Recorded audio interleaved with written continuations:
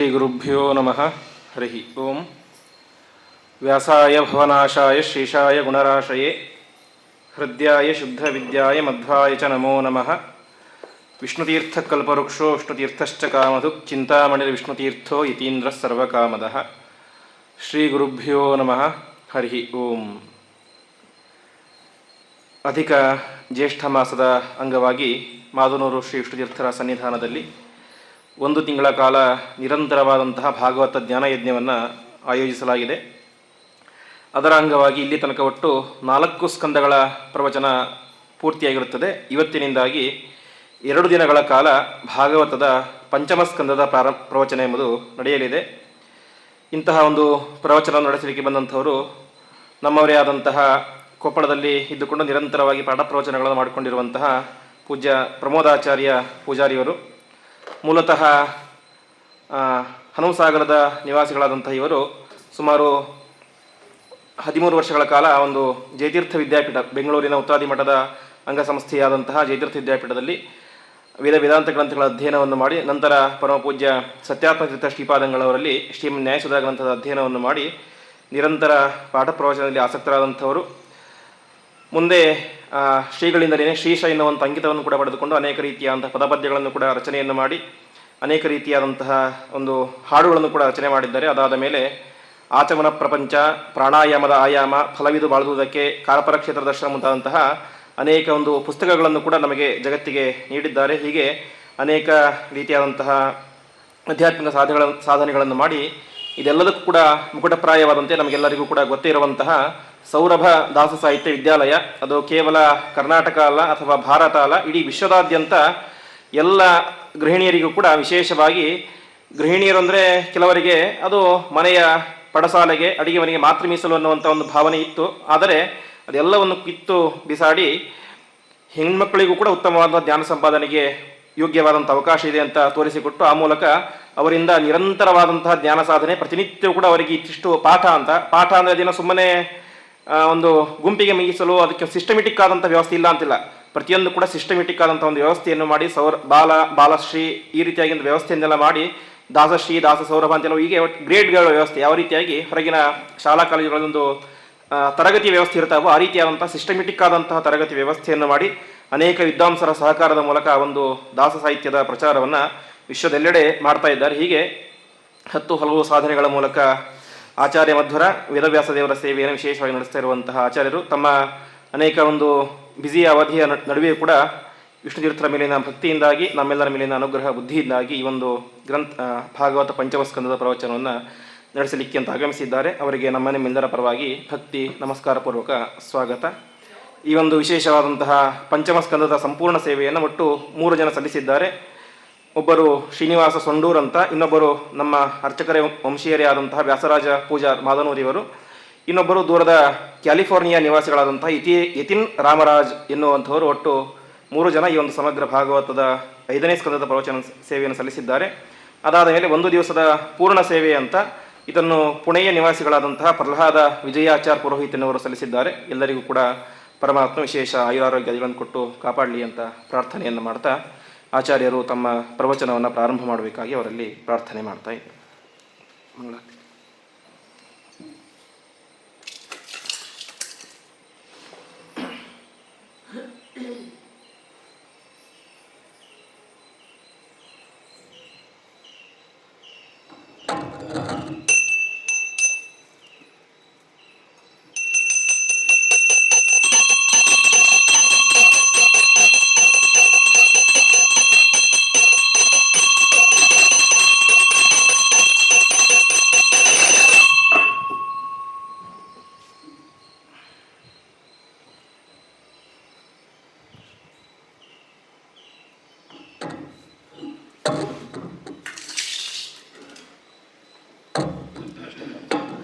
Time 12:30.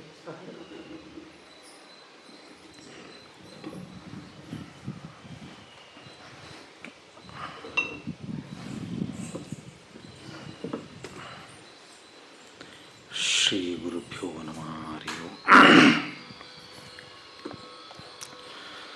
सृष्टिस्थित्यप्यहेया निहति दिशतमो बन्धमोक्षाश्च यस्मात् अस्य श्रीब्रह्मरुद्रप्रभृतिसुरनरद्वीषशत्रात्मकस्य विष्णोर्व्यस्ताः समस्ताः सकलगुणनिधिः सर्वदोषौ व्यपेतः पूर्णानन्दाव्ययो यो गुरुरपि परमः चिन्तयेतं महान्तम् जन्माद्यस्य यतोऽन्वयादितरतश्चार्तेष्वभिज्ञस्वराट् तेने ब्रह्महृदाय आदिकवये मुह्यन्ति यं सूरयः तेजो वारिमृदां यथा विनिमयो यत्र त्रिसर्गो मृषा धाम्ना स्वेन सदा निरस्तकुहकं सत्यं परं धीमहि धर्मप्रोजितकैतवोऽत्र परमो निर्मत्सराणां सतां वेद्यं वास्तवमत्र वस्तु शिवदं तापत्रयोन्मूलनम् श्रीमद्भागवते महामुनिकृते किं वा परैरीश्वरः सद्यो हृद्यवरुध्यतेऽत्र कृतिभिः शुश्रूषुभिस्तक्षणात् निगमकल्पतरोर्गलितं फलं शुकमुखादमृतद्रवसंयुतं पिबत भागवतं रसमालयं मुहुरहो रसिका भुवि भावुकाः यं प्रव्रजन्तमनपेतमपेतकृत्यं द्वैपायनो विरहकातुर आजुहाव पुत्रेति तन्मयतया तरवोऽपि नेदुः तं सर्वभूतनिलयं मुनिमानतोऽस्मि नमोऽस्तु तात्विका देवाः विष्णुभक्तिपरायणाः धर्ममार्गे प्रेरयन्तु भवन्तः सर्व एव हि श्रीमट्टीकाकृतार्यान् रघुवरचरणा राधकान्तान् यतीन्द्रान् लक्ष्मीनारायणाख्यान् यदुवरनिरतान् चन्द्रिकार्यान् गुरूंश्च वन्दे श्रीवादिराजान् रघुवरतनयान् राघवेन्द्रान् सदादीन् बोधध्यानप्रमोदान् हरिमतनिरतान् सद्गुरून् मद्गुरूंश्च यस्य प्रचण्डतपसा श्रुतिगीतवृत्तः तुष्टो हरिः किल वशं वदतामवाप श्रीमद्वसन्मतपयोनिधिपूर्णचन्द्रः श्रीविष्णुतीर्थमुनिराट् मुदमातनोतु श्रीमत्पुरुन्दरहिरण्यजयादिदासान् गोपालदासजगदीशमुखान् गुरूंश्च यैर्दासकीर्तनतरङ्गिणिनिःसृतान् स्तान् वन्दे सुविठ्ठलपदाम्बुजसक्तभृङ्गान् आपादमौलिपर्यन्तं गुरूणामाकृतिं स्मरेत् तेन विघ्नाः प्रणश्यन्ति सिद्ध्यन्ति च मनोरथाः समस्तगुरुभ्यो नमः हरि ओಂ हरि ओಂ हरि ಓಂ.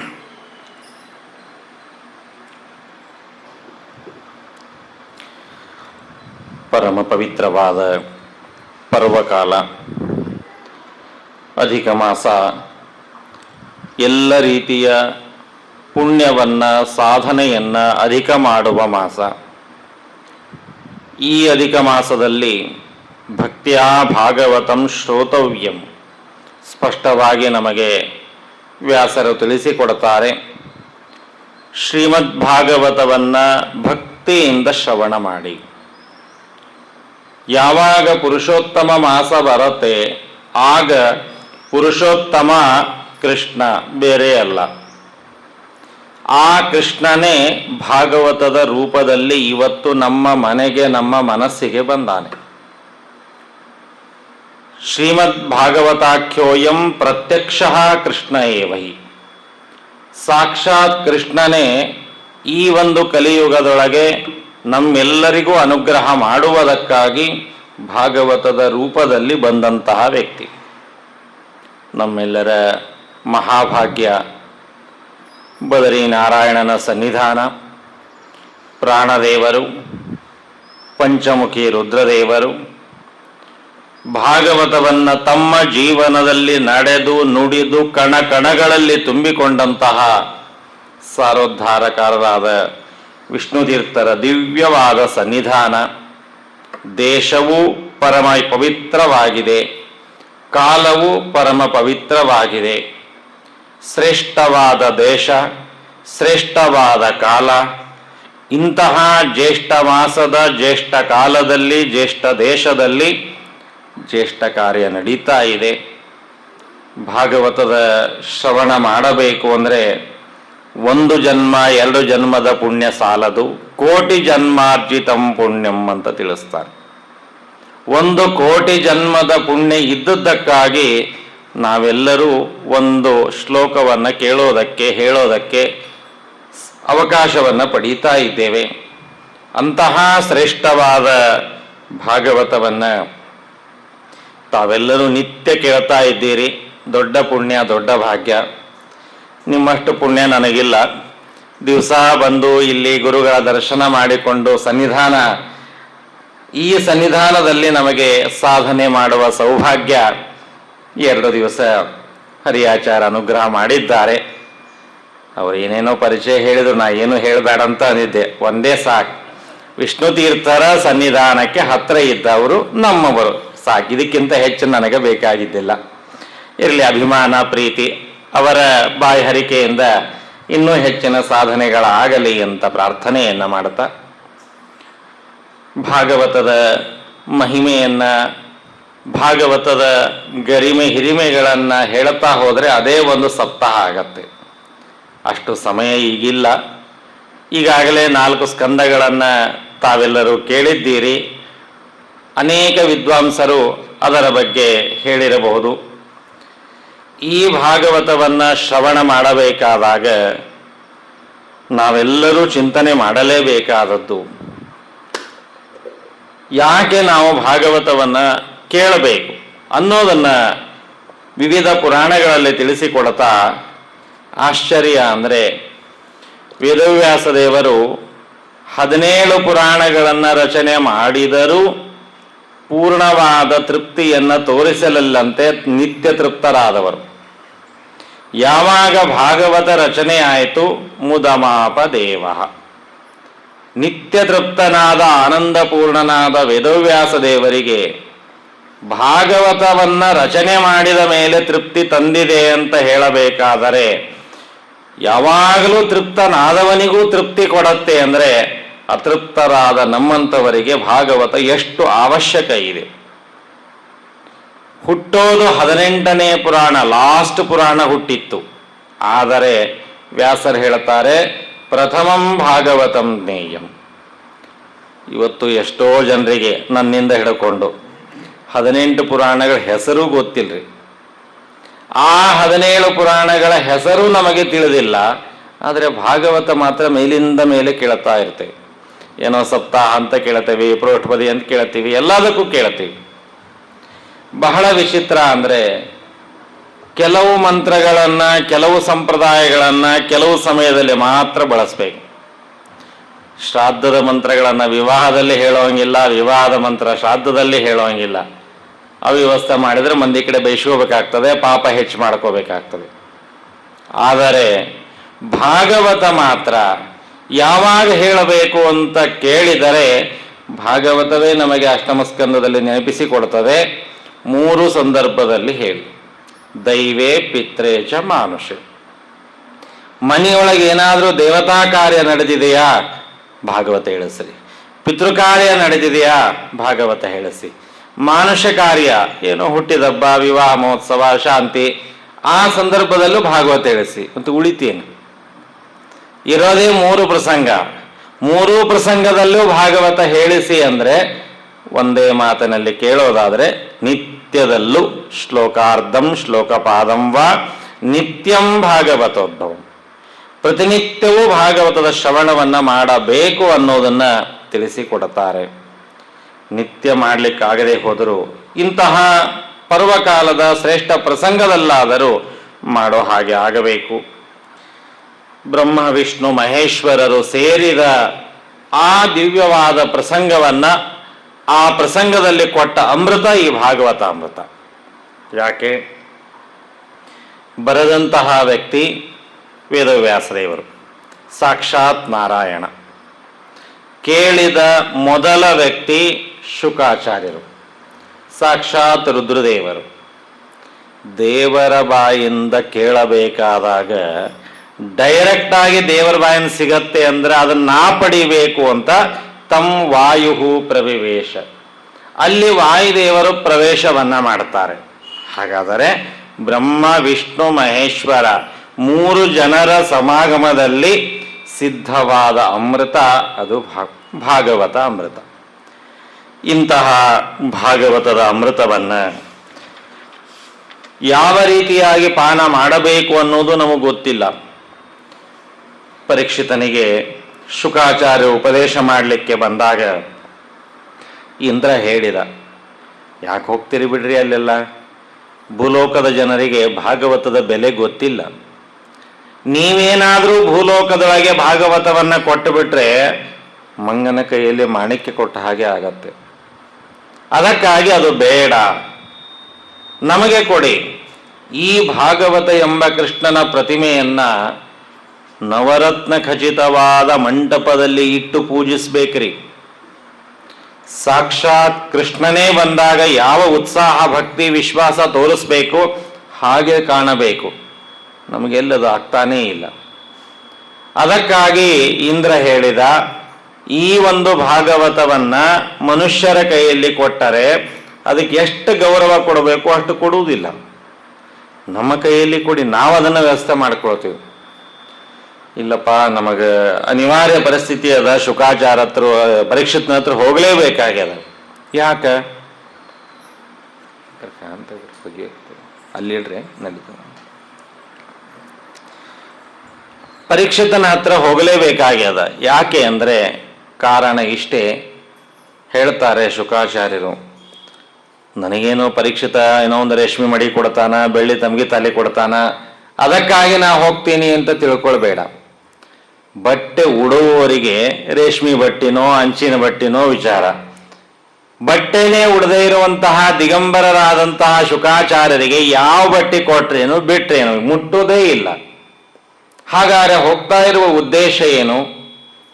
ಆಶ್ಚರ್ಯ. ಇದೇ ಶುಕಾಚಾರ್ಯರೇ ಹಿಂದೆ ಅಶ್ವತ್ಥಾಮರಾದಾಗ ಇದೇ ಪರೀಕ್ಷಿತನನ್ನ ಕೊಲ್ಲೋದಕ್ಕೆ ಹೊರಟಿದ್ರು. ಹೇಳಿದ ಕೃಷ್ಣ, ಭೀಮಸೇನ ತಡೆದ, ಕೇಳಲಿಲ್ಲ. ಆ ಕೃಷ್ಣನ ಭೀಮಸೇನನ ವಿರುದ್ಧ ಪ್ರಯತ್ನ ಮಾಡಿದೆ. ಆದರೂ ಪರೀಕ್ಷಿತ ಬದುಕಿದ, ಆ ಮಾತು ಬೇರೆ. ಆದರೆ ದೇವರ ವಾಯುದೇವರ ವಿರುದ್ಧ ಪ್ರಯತ್ನ ಮಾಡೋದೇ ಒಂದು ದೊಡ್ಡದಾದ ಅಪರಾಧ.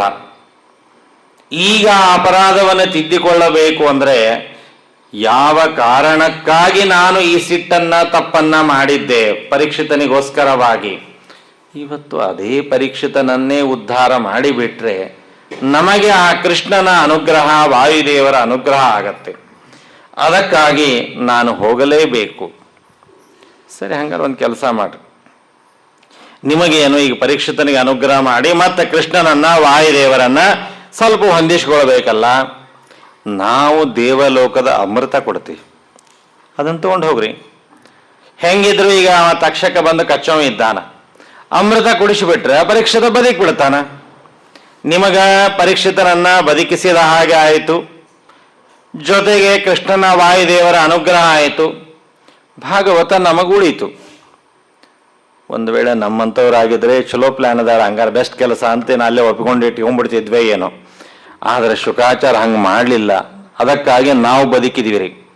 ಒಂದು ವೇಳೆ ದೇವಲೋಕದೊಳಗೇನೆ ಭಾಗವತ ಉಳಿದು ಬಿಟ್ಟಿದ್ರೆ ನಮ್ಮ ಗತಿ ಏನೋ, ಭಾಗವತ ಸಿಗ್ತಿದ್ದಿಲ್ಲ. ಆ ಸಂದರ್ಭದಲ್ಲಿ ನಿಮ್ಮ ಭಾಗವತವನ್ನ ಕೊಡಿ, ನಮ್ಮ ಅಮೃತ ಕೊಡ್ತೀವಿ ಅಂತ ಆವಾಗ ವ್ಯಾಪಾರ ಮಾಡ್ಲಿಕ್ಕೆ ಹೊರಟ್ರೆ ಬೈತಾರೆ ಶುಕಾಚಾರ. ಇದೇನು ಬಿಸ್ನೆಸ್? ನೀವು ಭಾಗವತ ಕೊಡಿ, ನಾನು ಅಮೃತ ಕೊಡ್ತೇನೆ ಅಂತ ಈ ತರಹದ ವ್ಯವಹಾರ ಮಾಡಬೇಕಾದ್ರೆ ಮೊದಲನೇದ್ದು ಭಾಗವತ ವ್ಯವಹಾರಕ್ಕಾಗಿ ಇರೋದಲ್ಲ. ಎರಡನೆಯದಾಗಿ ಯಾವುದನ್ನೇ ವ್ಯವಹಾರ ಮಾಡಬೇಕಾದ್ರೂ ಸರಿಯಾಗಿರಬೇಕು. ನೀವು ಕೊಳ್ಳ ಹಾಕ್ಕೊಂಡಂಥ ಚೈನು ಬಂಗಾರ ಏನೇನದ 1 ಕೋಟಿ ರೂಪಾಯಿ ಅದಂತ ಅನ್ಕೊಳ್ಳೋಣ, ಅದೆಲ್ಲ ನನಗೆ ಕೊಡ್ರಿ, ನಾನು ನಿಮಗೊಂದು ಆಟ ಆಡಲಿಕ್ಕೆ ಗೋಲಿ ಗುಂಡು ಕೊಡ್ತೀನಿ ಅಂದ್ರೆ ಒಂದಕ್ಕೊಂದು ಸಂಬಂಧನ? ಶುಕಾಚಾರ ಕೊಚ ಕಾಚ ಮಣಾದಯ. ಈ ಭಾಗವತವನ್ನ ನೀನು ಪಡೆದುಕೊಂಡು ದೇವಲೋಕದ ಅಮೃತ ಕೊಡ್ತೀನಿ ಅಂತೆ, ಅದು ಏನ್ ಲೆಕ್ಕ ಅದು? ಇದರ ಮುಂದೆ ಅದು ಗಾಜಿನ ಗುಂಡು ಅದು. ಯಾಕೆ ಅಂದರೆ ದೇವಲೋಕದ ಅಮೃತ ಕುಡಿದ ಮಾತ್ರಕ್ಕೆ ಸಾಯ್ತಾನೆ ಅಂತ ತಿಳಿಯಬೇಡಿ, ಸಾವುವುದಿಲ್ಲ ಅಂತ ತಿಳಿಯಬೇಡಿ. ಸಾವು ಸ್ವಲ್ಪ ಮುಂದೆ ಹೋಗುತ್ತಷ್ಟೆ. ಪ್ರಳಯ ಕಾಲದಲ್ಲಿ ಎಲ್ಲಾ ದೇವತೆಗಳು ಕೂಡ ಮರಣವನ್ನ ಲಯವನ್ನ ಹೊಂದುವರೆ. ಹಾಗಾದರೆ ಭಾಗವತ ಕೇಳಿದಂತಹ ವ್ಯಕ್ತಿ ಮೋಕ್ಷ ಸೇರಿದ, ಎಂದಿಗೂ ಸಾವು ಇಲ್ಲ. ಸಾವೇ ಬರದೇ ಇರುವಂತಹ ಭಾಗವತ ಎಲ್ಲಿ? ಸಾವನ್ನ ಮುಂದೆ ಹಾಕುವ ದೇವಲೋಕದ ಅಮೃತ ಎಲ್ಲಿ? ಹಾಗಾದರೆ ಭಾಗವತವನ್ನ ಕೇಳುವಂತಹ ನಮ್ಮೆಲ್ಲರಿಗೂ ಎಚ್ಚರಿಕೆ ಇರಲಿ, ಹೆಮ್ಮೆ ಇರಲಿ, ಸಂತೋಷ ಇರಲಿ. ಸ್ವತಃ ಮೋಕ್ಷ ಕೊಡುವ ಮುಕುಂದನೇ ಹೇಳ್ತಾನೆ, ಯಾರು ಭಾಗವತ ಕೇಳ್ತೀರಿ ಅವರಿಗೆ ಮೋಕ್ಷ ಗ್ಯಾರಂಟಿ ಅನ್ನೋದಕ್ಕಾಗಿ ಆ ಭಾಗವತವನ್ನು ಶ್ರದ್ಧೆಯಿಂದ ಕೇಳಬೇಕು. ಯಾರು ಕೇಳಬೇಕು? ಸಾಮಾನ್ಯವಾಗಿ ನಮ್ಮಲ್ಲೇ ಪುರಾಣಕ್ಕೆ ಬರೋರು ಅಂದ್ರೆ ಎಲ್ಲ ರಿಟೈರ್ಡ್ ಆದವರು, ಮನೆಯಾಗ ಬ್ಯಾಸರಾದವರು, ವಯಸ್ಸಾದವರು ಅಂಥವ್ರಷ್ಟೇ ಬರ್ತಾರೆ. ಜೊತೆಗೆ ಪರೀಕ್ಷಿತ ರಾಜ ಬಂದ. ಯಾಕೆ ಬಂದ? 7 ದಿನಕ್ಕೆ ಮರಣ ಅಂತ ಹೇಳಿದ್ರು, ಅದಕ್ಕಾಗಿ ಬಂದ. ಇಲ್ಲಿ ಕೂತವ್ರಿಗೆ ಏನು ಯಾರೇನು ಶಾಪ ಕೊಟ್ಟಿಲ್ಲ, ನೀವೇನು ಯಾರು 7 ದಿವಸಕ್ಕೆ ಸಾಯೋದಿಲ್ಲ, ಮತ್ತೆ ಅದಕ್ಕೆ ಬಂದಿರಿ ಭಾಗವತಕ್ಕೆ? ನಮಗೆ 7 ದಿನಕ್ಕೆ ಮರಣ ಇಲ್ಲ, ಹಿಂಗಾಗಿ ನಾವೇನು ಭಾಗವತ್ ಕೇಳೋ ಅವಶ್ಯಕತೆ ಈಗೇನು ಅರ್ಜೆಂಟ್ ಇಲ್ಲ. ಮುಂದೆ ಏನಾದರೂ ಹಾಸಿಗೆ ಹಿಡಿದು ಡಾಕ್ಟರ್ ನೋಡಿ ಚೆಕ್ ಮಾಡಿ, ಸ್ವಾರಿಯಪ್ಪ ಇನ್ನೊಂದು ತಾಸು 2 ತಾಸು ಇದ್ರೆ ಹೆಚ್ಚು ಕರ್ಕೊಂಡು ಹೋಗ್ರಿ ಅಂದಾಗ ಅವಾಗ ಬರೋತ್ತೆ ಒಬ್ಬ ಆಚಾರ ಹಿಡ್ಕೊಂಡು ಬಂದು, ಆಚಾರ ಒಂದು ಸ್ವಲ್ಪ ಭಾಗವತ್ ಹೇಳ್ರಿ ಅಂದ್ರೆ ಮುಗಿದು ಹೋಗ್ತದೆ. ಈಗ ಯಾಕೆ ನಾವು ಅಧಿಕ ಮಾಸ ತಿಂಗಳೆಲ್ಲ ಕೇಳಲಿಕ್ಕೆ ತಯಾರಾಗಬೇಕು? ತಿಳಿಸಿಕೊಡ್ತಾರೆ. ಪರೀಕ್ಷಿತ ರಾಜನಿಗೆ 7 ದಿನ ಬದುಕ್ತೀನಿ ಅಂತ ಗ್ಯಾರಂಟಿ ಇತ್ತು. ನಮಗೆ 7 ದಿನ ಅಲ್ಲ, 7 ಗಂಟೆ ಅಲ್ಲ, 7 ನಿಮಿಷವೂ ಗ್ಯಾರಂಟಿ ಇಲ್ಲ. ಹಾಗಾದರೆ ಯಾವ ವ್ಯಕ್ತಿ ಭಾಗವತ ಕೇಳಬೇಕು ಅಂದ್ರೆ, ಮ್ರಿಯಮಾಣಸ್ಯ ಯತ್ಕಾರ್ಯಂ ಅಂತ ಪ್ರಶ್ನೆ ಕೇಳಿದ್ದು, ಮರಣಕ್ಕೆ ಸಿದ್ಧನಾದ ವ್ಯಕ್ತಿ ಏನ್ ಮಾಡಬೇಕು? ಮರಣಕ್ಕೆ ಸಿದ್ಧ ಅಂದ್ರೆ 80-90 ವಯಸ್ಸು ಆದ ಮೇಲೆ ಮರಣಕ್ಕೆ ಸಿದ್ಧ ಅಲ್ಲ. ಹುಟ್ಟಿದ್ದೇನೆ ಅಂದ್ರೆ ನಾನು ಮರಣಕ್ಕೆ ರೆಡಿಯಾಗಿನಿ, ಅದು ಎಂದು ಬೇಕಾದ್ರೂ ಬರ್ಬೋದು. ಹೀಗಾಗಿ ಯಾವ ವ್ಯಕ್ತಿ ಹುಟ್ಟಿದ್ದಾನೆ ಅವನು ಭಾಗವತ ಕೇಳಬೇಕು. ಅದಕ್ಕಾಗಿ ಪ್ರಹ್ಲಾದರಾಜರು ಹೇಳೋದು, ಕೌಮಾರ ಆಚರೇತ್ ಪ್ರಾಜ್ಞ. ಬಾಲ್ಯದಿಂದಲೇ ಕೇಳಿ ಅಂತ ಹೇಳ್ತಾರೆ. ನಮಗಿನ್ನೂ ಅದು ಕಿವಿಗೆ ಬೀಳ್ತಾನೆ ಇಲ್ಲ, ಜೀವನದಲ್ಲಿ ರೂಢಿಗೆ ಬರ್ತಾ ಇಲ್ಲ. ಆ ಭಾಗವತವನ್ನ ಕೇಳಬೇಕಾದಾಗ ಪ್ರಹ್ಲಾದ ಇನ್ನು ಹೇಳೋದು ಬಾಲ್ಯದಿಂದ ಕೇಳಿ ಅಂತಾರೆ. ಅದು ತಾವು ಮಾಡೋದು ತಾಯಿ ಹೊಟ್ಟೆಗಿದ್ದಾಗ ಕೇಳ್ಯಾರ. ಹುಟ್ಟೋಕ್ಕಿಂತ ಮೊದಲಿಗೆ ಕೇಳಿದ ವ್ಯಕ್ತಿ ನಾವು ಅದನ್ನು ಕಲಿತಾಗ, ಜೀವನದಲ್ಲಿ ತಂದಾಗ ಸ್ವಲ್ಪ ಆದರೂ ಆ ದಾರಿಯಲ್ಲಿ ನಡೆಯೋದಕ್ಕೆ ಸಾಧ್ಯ. ಪರೀಕ್ಷಿತ ತಿಳಿಸಿಕೊಟ್ಟ, ಯಾವ ವ್ಯಕ್ತಿ ತಾನು ಹುಟ್ಟಿದ್ದಾನೆ, ಸಣ್ಣ ಕಾರಣಕ್ಕಾಗಿ ನೀರು ಸಿಗಲಿಲ್ಲ ಅಂತ ಋಷಿಗಳಿಗೆ ಅವಮಾನ ಮಾಡಿದ, ಒಂದೇ ಒಂದು ಬಾರಿ ಅವಮಾನ ಮಾಡಿದ್ದಕ್ಕಾಗಿ ತಪ್ಪಿನ ಪ್ರಾಯಶ್ಚಿತ್ತದ ರೂಪದಲ್ಲಿ ಎಲ್ಲವನ್ನು ತ್ಯಾಗ ಮಾಡಿ ಬಂದು ಕೂತು ಕೇಳ್ತಾನೆ. ಒಂದೇ ಒಂದು ಬಾರಿ ತಾನು ಆ ಸಂದರ್ಭದಲ್ಲಿ ಋಷಿಗಳಿಗೆ ಅವಮಾನ ಮಾಡಿದ್ದಕ್ಕಾಗಿ ಅನ್ನೋದಾದರೆ, ನಾವು ಎಷ್ಟು ಜನ ಎಷ್ಟು ಸರಿ ಎಷ್ಟು ಋಷಿಗಳಿಗೆ ಹೆಂಗೆ ಬೇಕಂದೀವಿ. ಆ ಆಚಾರವಲ್ರಿ, ಎಲ್ಲ ಗೊತ್ತದ ಹೇಳ್ರಿ, ಈ ಸ್ವಾಮಿಗಳು ಅದಲ್ರಿ, ನಾನು ನೋಡಿ ಹೇಳ್ರಿ ಎಲ್ಲ ಅಂದ ಸರಳವಾಗಿ ಹೇಗೆ ಬೇಕು ಹಾಗೆ ಮಾತಾಡಿಬಿಡ್ತೀವಿ. ನಮ್ಮಂಥವ್ರು ದಿವಸ ಋಷಿಗಳ ಬಗ್ಗೆ, ಜ್ಞಾನಿಗಳ ಬಗ್ಗೆ ತಿರಸ್ಕಾರವನ್ನ ಮಾಡುವ ಸ್ವಭಾವ ಬೆಳೆಸಿಕೊಂಡವರು. ಹೀಗಾಗಿ ಒಂದು ಅಧಿಕ ಮಾಸ, ಒಂದು ದಿನದ ಭಾಗವತ ಸಾಲದು, ಜನ್ಮ ಜನ್ಮಗಳ ಭಾಗವತ ಬೇಕಾಗಿದೆ.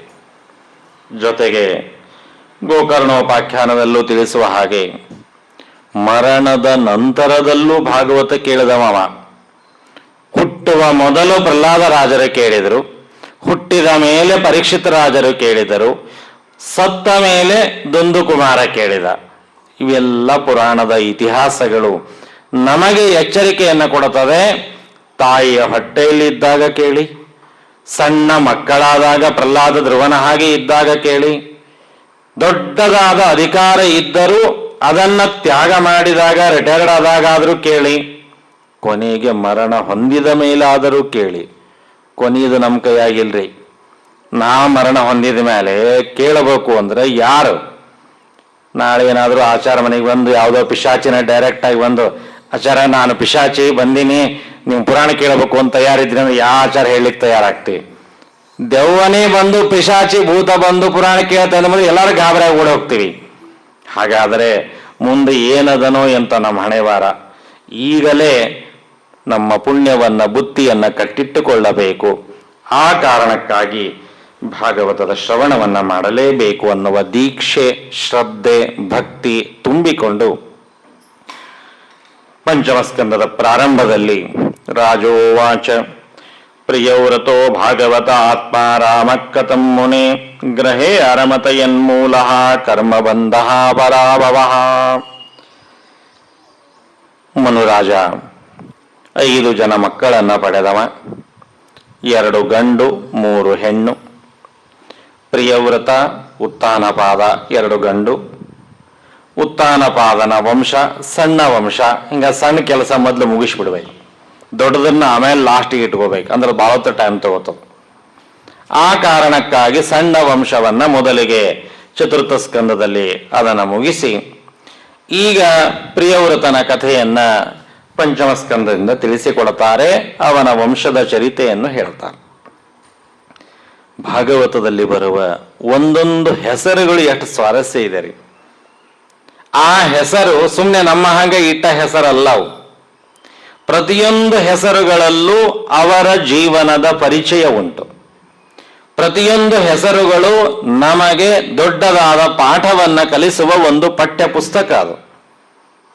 ಪ್ರಕೃತದಲ್ಲಿ ಪ್ರಿಯವ್ರತ ಸುಮ್ಮನೆ ಏನೋ ಹೆಸರಿಟ್ಟಾರೆ ಅಂತಲ್ಲ, ಅವನಿಗೆ ವೃತಗಳು ಅಂದ್ರೆ ಬಹಳ ಪ್ರೀತಿ.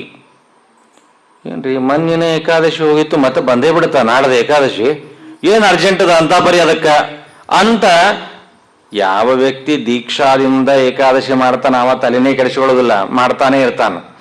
ಯಾವ ವ್ಯಕ್ತಿ ಏಕಾದಶಿಯನ್ನ ದೀಕ್ಷೆಯಿಂದ ಮಾಡ್ತಿರೋದಿಲ್ಲ, ಮಾಡ್ತೀನಿ ಅಂತ ತೋರಿಸ್ತಿರ್ತಾನ, ಅಂತಹ ವ್ಯಕ್ತಿಗೆ ಮತ್ತೆ ಏಕಾದಶಿ ಬಂದೇ ಬಿಡ್ತಾ. ಅಂತ ಏಕಾದಶಿ ಬರ್ತದ ಅಂದ್ರೆ ಬೈಲಿಕ್ಕೆ ಶುರು. ಏಕಾದಶಿ ಬೆಳಗ್ಗೆ ಹೇಳೋದೆ ಎದ್ದು ಏನ್ ಮಾಡೋದದ್ರಿ, ಸ್ನಾನ ಇಲ್ಲ, ತಿನಿಸಿಲ್ಲ, ಉಣಿಸಿಲ್ಲ, ಆರಾಮ್ 10 ತನಕ ಮಲ್ಗೋಣ. ಮತ್ ಸ್ನಾನ ಮಾಡಿದ್ರೆ ಹಸಿವೆ ಆಗ್ತದ, ಮಧ್ಯಾಹ್ನ 4 ತನಕ ಉಳ್ಳಾಡೋಣ, ಟಿವಿ ನೋಡೋಣ, ಮೊಬೈಲ್ ನೋಡೋಣ. ಯಾವಾಗ ಸಂಜೆ ಇನ್ನು ಸೂರ್ಯಾಸ್ತ ಆಗ್ತಾ ಇದೆ, ಇವತ್ತು ದ್ವಾದಶಿ ಪಾರಣಿ ಏನು, ಈಗ ರೆಡಿ ಮಾಡ್ಕೊಂಡ್ಬಿಟ್ರಾತು. ಏನು ಏಕಾದಶಿ ಮಾಡ್ದಂಗೆ ನಮ್ಮ ಹಣೆ ಬಾರ. ಆ ಏಕಾದಶಿ ಆಚರಣೆಯನ್ನ ಮಾಡಬೇಕಾದಾಗ ಆ ಸಂದರ್ಭದಲ್ಲಿ ಸ್ವಲ್ಪಾದರೂ ಉಪವಾಸ. ಉಪ ಅಂದ್ರೆ ದೇವರ ಹತ್ತಿರ, ದೇವರ ಹತ್ತಿರ ವಾಸವಾಗುವ ಸ್ಥಿತಿ ಇದ್ದರೆ ಅದು ಉಪವಾಸ ಆಗತ್ತೆ. ಹೊರತು ದೇವರ ಬಗ್ಗೆ ತಲೆನೇ ಕೆಡಿಸಿಕೊಳ್ಳದೇ ಇದ್ದರೆ ಅದು ಉಪವಾಸ ಆಗುವುದಿಲ್ಲ. ಹೀಗೆ ವೃತಗಳನ್ನ ಬೈತಾ ಅಂತ ತಿರಸ್ಕಾರ ಮಾಡ್ತಾ ಬೇರೆ ಲಕ್ಷ್ಯವನ್ನ ಇಟ್ಟುಕೊಂಡು ಮಾಡಿದರೆ ಪುಣ್ಯ ಬರುವುದಿಲ್ಲ. ಬಂದರೂ ಅಲ್ಪ ಸ್ವಲ್ಪ ಬರುತ್ತೆ. ಆದರೆ ಇವನ ಹೆಸರೇ ಪ್ರಿಯವ್ರತ. ಇವನಿಗೆ ವೃತಗಳು ಅಂದ್ರೆ ಭಾರೀ ಪ್ರೀತಿ. ಪ್ರೀತಿಯಿಂದ ವೃತಗಳನ್ನ ಮಾಡುವಂತಹ ವ್ಯಕ್ತಿ. ಆ ಪ್ರಿಯವ್ರತ ಎಷ್ಟರ ಮಟ್ಟಿಗೆ ಪ್ರೀತಿ ಇತ್ತು ಅಂದ್ರೆ, ಸಾಮಾನ್ಯವಾಗಿ ನಾವೆಲ್ಲ ಏನ್ ಮಾಡ್ತೀವಿ, ಬೆಳಗ್ಗೆ ಹೇಳ್ತಾ ಇರೋ ಹಾಗೆ ಸೂರ್ಯೋದಯ ಆದ್ಮೇಲೆ, ಹಳೆ ಕಾಲದ ಮಂದಿ ಪಾಪ ಸೂರ್ಯೋದಯಕ್ಕೆ ಎದ್ದಿರ್ತಾರ. ನಮ್ಮ ಕಡೆ ಸ್ವಲ್ಪ ನಮ್ಮ ಜನರೇಷನ್ ಅವರು ಸೂರ್ಯನೇ ಬಂದು ಎಬ್ಬಿಸ್ಬೇಕು, ಇರಲಿ ಪರವಾಗಿಲ್ಲ. ಎದ್ದಾದ ಮೇಲಾದ್ರೂ ಸ್ವಲ್ಪ ಸಂಸ್ಕಾರ ಆಚಾರ ವಿಚಾರ ಇರುವ ವ್ಯಕ್ತಿ ತಾನು ಒಂದು ಸಂಧ್ಯಾವಂದನೋ ದೇವ್ರ ಪೂಜೆನೋ 1 ತಾಸು ಮಾಡಿ ಮುಗಿತಪ್ಪ ಇವತ್ತಿಂದೆಲ್ಲ ಅಂತ 1 ತಾಸಿನ ದೇವರ ಪೂಜಾ ಸಂಧ್ಯಾವಂದನ ಪಾರಾಯಣಗಳನ್ನೇ ಇಡೀ ಜೀವನದ ದೊಡ್ಡ ಸಾಧನೆ ಅನ್ಕೊಂಡು ಉಷಭ ಅಂತ ಮುಗಿಸ್ಬಿಡ್ತೀವಿ. ಬಹಳ ದೀಕ್ಷೆ ಇರುವ ವ್ಯಕ್ತಿ, ಬಹಳ ಅದರ ಬಗ್ಗೆ ಭಕ್ತಿ ಇರುವ ವ್ಯಕ್ತಿ ಬೆಳಗ್ಗಿನಿಂದ ಸಂಜೆಯವರೆಗೆ ಮಾಡಿದರೂ ಸೂರ್ಯಾಸ್ತ ಆಯ್ತು ಅಂದ್ರೆ ಮತ್ತೆ ಅನಿವಾರ್ಯ ರಾತ್ರಿ ಹೊತ್ತಿನಾಗ ಯಾರು ಏನ್ ಮಾಡ್ಲಿಕ್ಕೆ ಆಗ್ತದ, ತಣ್ಣಗೆ ಊಟ ಮಾಡಿ ನಿದ್ದೆ ಮಾಡೋದಷ್ಟೇ. ಕೇಳಿದ ಪ್ರಿಯವ್ರತ, ಅಲ್ರಪ್ಪ ಮತ್ತೆ ಎಲ್ಲಾರು ಊಟ ಮಾಡಿ ನಿದ್ದೆ ಮಾಡ್ಲಿಕ್ಕತ್ತೀರಿ ಯಾಕೆ? ಯಾಕಂದ್ರೆ ಮತ್ತೆ ರಾತ್ರಿ ಆಗ್ಯದಲ್ಲ, ಏನು ಮಾಡ್ಬೇಕು ಮತ್ತೆ? ಏನು ರಾತ್ರಿ ಕತ್ತಲ್ದಾನೆ ಕೂತೇನು ಪಾಠ ಹೇಳ ಪುರಾಣ ಹೇಳ? ಯಾರು ಏನು ಮಾಡ್ಲಿಕ್ಕೆ ಆಗ್ತದ? ತಪ್ಪೇನದ, ಯಾಕೆ ಮಾಡಬಾರ್ದು? ರಾತ್ರಿಯ ಸಂದರ್ಭದಲ್ಲೂ ಪಾಠ ಪ್ರವಚನ ಪಾರಾಯಣ ಜಪ ಇವುಗಳನ್ನ ಮಾಡ್ಲಿಕ್ಕೆ ತಪ್ಪೇನು? ತಪ್ಪೇನು? ನಮಗೆ ಬೆಳಕೇ ಇಲ್ಲ, ಸೂರ್ಯನೇ ಇಲ್ಲ, ಕತ್ತಲ ಮಾಡ್ಲಿಕ್ಕೆ ಆಗೋದಿಲ್ಲ. ಇಷ್ಟೇ ತಾನೆ. ನಿಮಗೆ ಬೆಳಕಿನ ವ್ಯವಸ್ಥೆ ಮಾಡಿದ್ರೆ ನೀವೆಲ್ಲರೂ ರೆಡಿ ಇದ್ದೀರಾ ಅಂತ ಹೇಳಿ, ಯಾವಾಗ ಸಂಜೆ ಸೂರ್ಯ ಮುಳುಗ್ತಾನೆ ಸ್ವಯಂ ತಾನೇ ರಥವನ್ನು ತೆಗೆದುಕೊಂಡು ಹೊರಟರೆ ಮತ್ತೊಬ್ಬ ಸೂರ್ಯನೇ ಬಂದ ಹಾಗೆ ಕಾಣ್ತಾ ಇತ್ತು. ಇಡೀ ತನ್ನ ದೇಶವನ್ನೇ ಧರ್ಮಮಯವಾಗಿ ಸಾಧನಮಯವಾಗಿ ಮಾಡಿ ತಾನೂ ವ್ರತಗಳನ್ನು ಪ್ರೀತಿಸಿದ ಅಷ್ಟೇ ಅಲ್ಲ, ತನ್ನ ಪ್ರಜೆಗಳಿಗೂ ಪ್ರೀತಿ ಬರುವ ರೀತಿಯಲ್ಲಿ ಮಾಡಿದ ಅಂದ್ರೆ ಎಂತಹ ದೊಡ್ಡದಾದ ಪ್ರಿಯವ್ರತ. ಇವತ್ತು ನಮಗ ದೇಶ ರಾಜ್ಯ ಈ ರೀತಿಯಾಗಿ ಇಲ್ಲ. ಕನಿಷ್ಠ ನನ್ನ ಹೆಂಡತಿ ಮಕ್ಕಳನ್ನಾದ್ರೂ ನಾನು ದಾರಿಗೆ ತರಬೇಕಲ್ಲ. ಮನೆಗೊಬ್ರು ಪುರಾಣಕ್ಕೆ ಬರ್ತೀವಿ, ಊಟಕ್ಕೆ ಎಲ್ಲರೂ ಬಂದು ಟಿಫನ್ ಕ್ಯಾರಿಯರ್ ಕಟ್ಕೊಂಡು ಸಂಜಿಕೆ ಮುಂಜಾನೆ ಹೋಗ್ತೀವಿ. ಅಂದ್ರೆ ಸಾಧನೆ ಮಾಡೋಬೇಕಾದಾಗ ಮನೆಗೊಬ್ರು ತಯಾರಾಗ್ತೀವಿ, ಭೋಜನಕ್ಕೆ ಮನೆ ಮಂದೆಲ್ಲ ತಯಾರಾಗ್ತೀವಿ. ಸ್ವಲ್ಪ ಬದಲಾವಣೆ ಆದರೆ ಒಳ್ಳೆಯದು. ನಾನು ಸಾಧನೆ ಮಾಡ್ತೇನೆ, ನನ್ನ ಹೆಂಡತಿ, ನನ್ನ ಮಕ್ಕಳು, ನನ್ನ ಬಂಧುಗಳು ನನ್ನ ಮಾತು ಕೇಳೋರು. ರಾಯರು ಪ್ರಾತಃ ಸಂಕಲ್ಪ ಗದ್ಯದಲ್ಲಿ ದಿವಸ ಬೆಳಗ್ಗೆ ಹಂಗೆ ಸಂಕಲ್ಪ ಮಾಡ್ರಿ ಅಂತಾರ. ಆಗ್ಬೇಕಲ್ರಿ, ಮಾಡಂತರೂ ಮಾಡೋಣ್ರಿ. ಒಂದೇ ದಿವಸಕ್ಕಾಗದೇ ಇರ್ಬೋದು, 2 ದಿವಸಕ್ಕಾಗದೇ ಇರ್ಬೋದು, 4 ದಿವಸ ಆದ್ಮೇಲೆ ಆಗ್ಬೋದಲ್ಲ. ಆ ದೃಷ್ಟಿಯಿಂದ ನಾವು ಬೆಳಗ್ಗೆ ಎದ್ದು ಸಂಕಲ್ಪ ಮಾಡಬೇಕಾದಾಗಲೇ ದೇಹ ಸಂಬಂಧಿಗಳು ವಿದ್ಯಾ ಸಂಬಂಧಿಗಳು ಯಾರ್ಯಾರಿದ್ದಾರೆ ಎಲ್ಲರಿಂದಲೂ ನಾನು ಸಾಧನೆ ಮಾಡಿ ಅವರ ಕಡೆಯಿಂದನೂ ಮಾಡಿಸ್ತೀನಿ ಅಂತ ಸಂಕಲ್ಪ ಮಾಡಿದರೆ ನಮ್ಮಿಂದ ಸಾಧನೆ ಆಗ್ಲಿಕ್ಕೆ ಸಾಧ್ಯ ಇದೆ. ಆ ರೀತಿಯಾಗಿ ಪ್ರಿಯವ್ರತ ತಾನೂ ಸಾಧನೆಯನ್ನ ಮಾಡಿ ಎಲ್ಲರಿಂದಲೂ ಸಾಧನೆಯನ್ನ ಮಾಡಿಸ್ತಾ ಇದ್ದ. ಒಂದೊಮ್ಮೆ ಇಷ್ಟು ವಿಚಿತ್ರದ ಪ್ರಸಂಗ ಬಂತು. ಅದನ್ನೇ ಪರೀಕ್ಷಿತ ರಾಜರು ಕೇಳುತ್ತಾರೆ.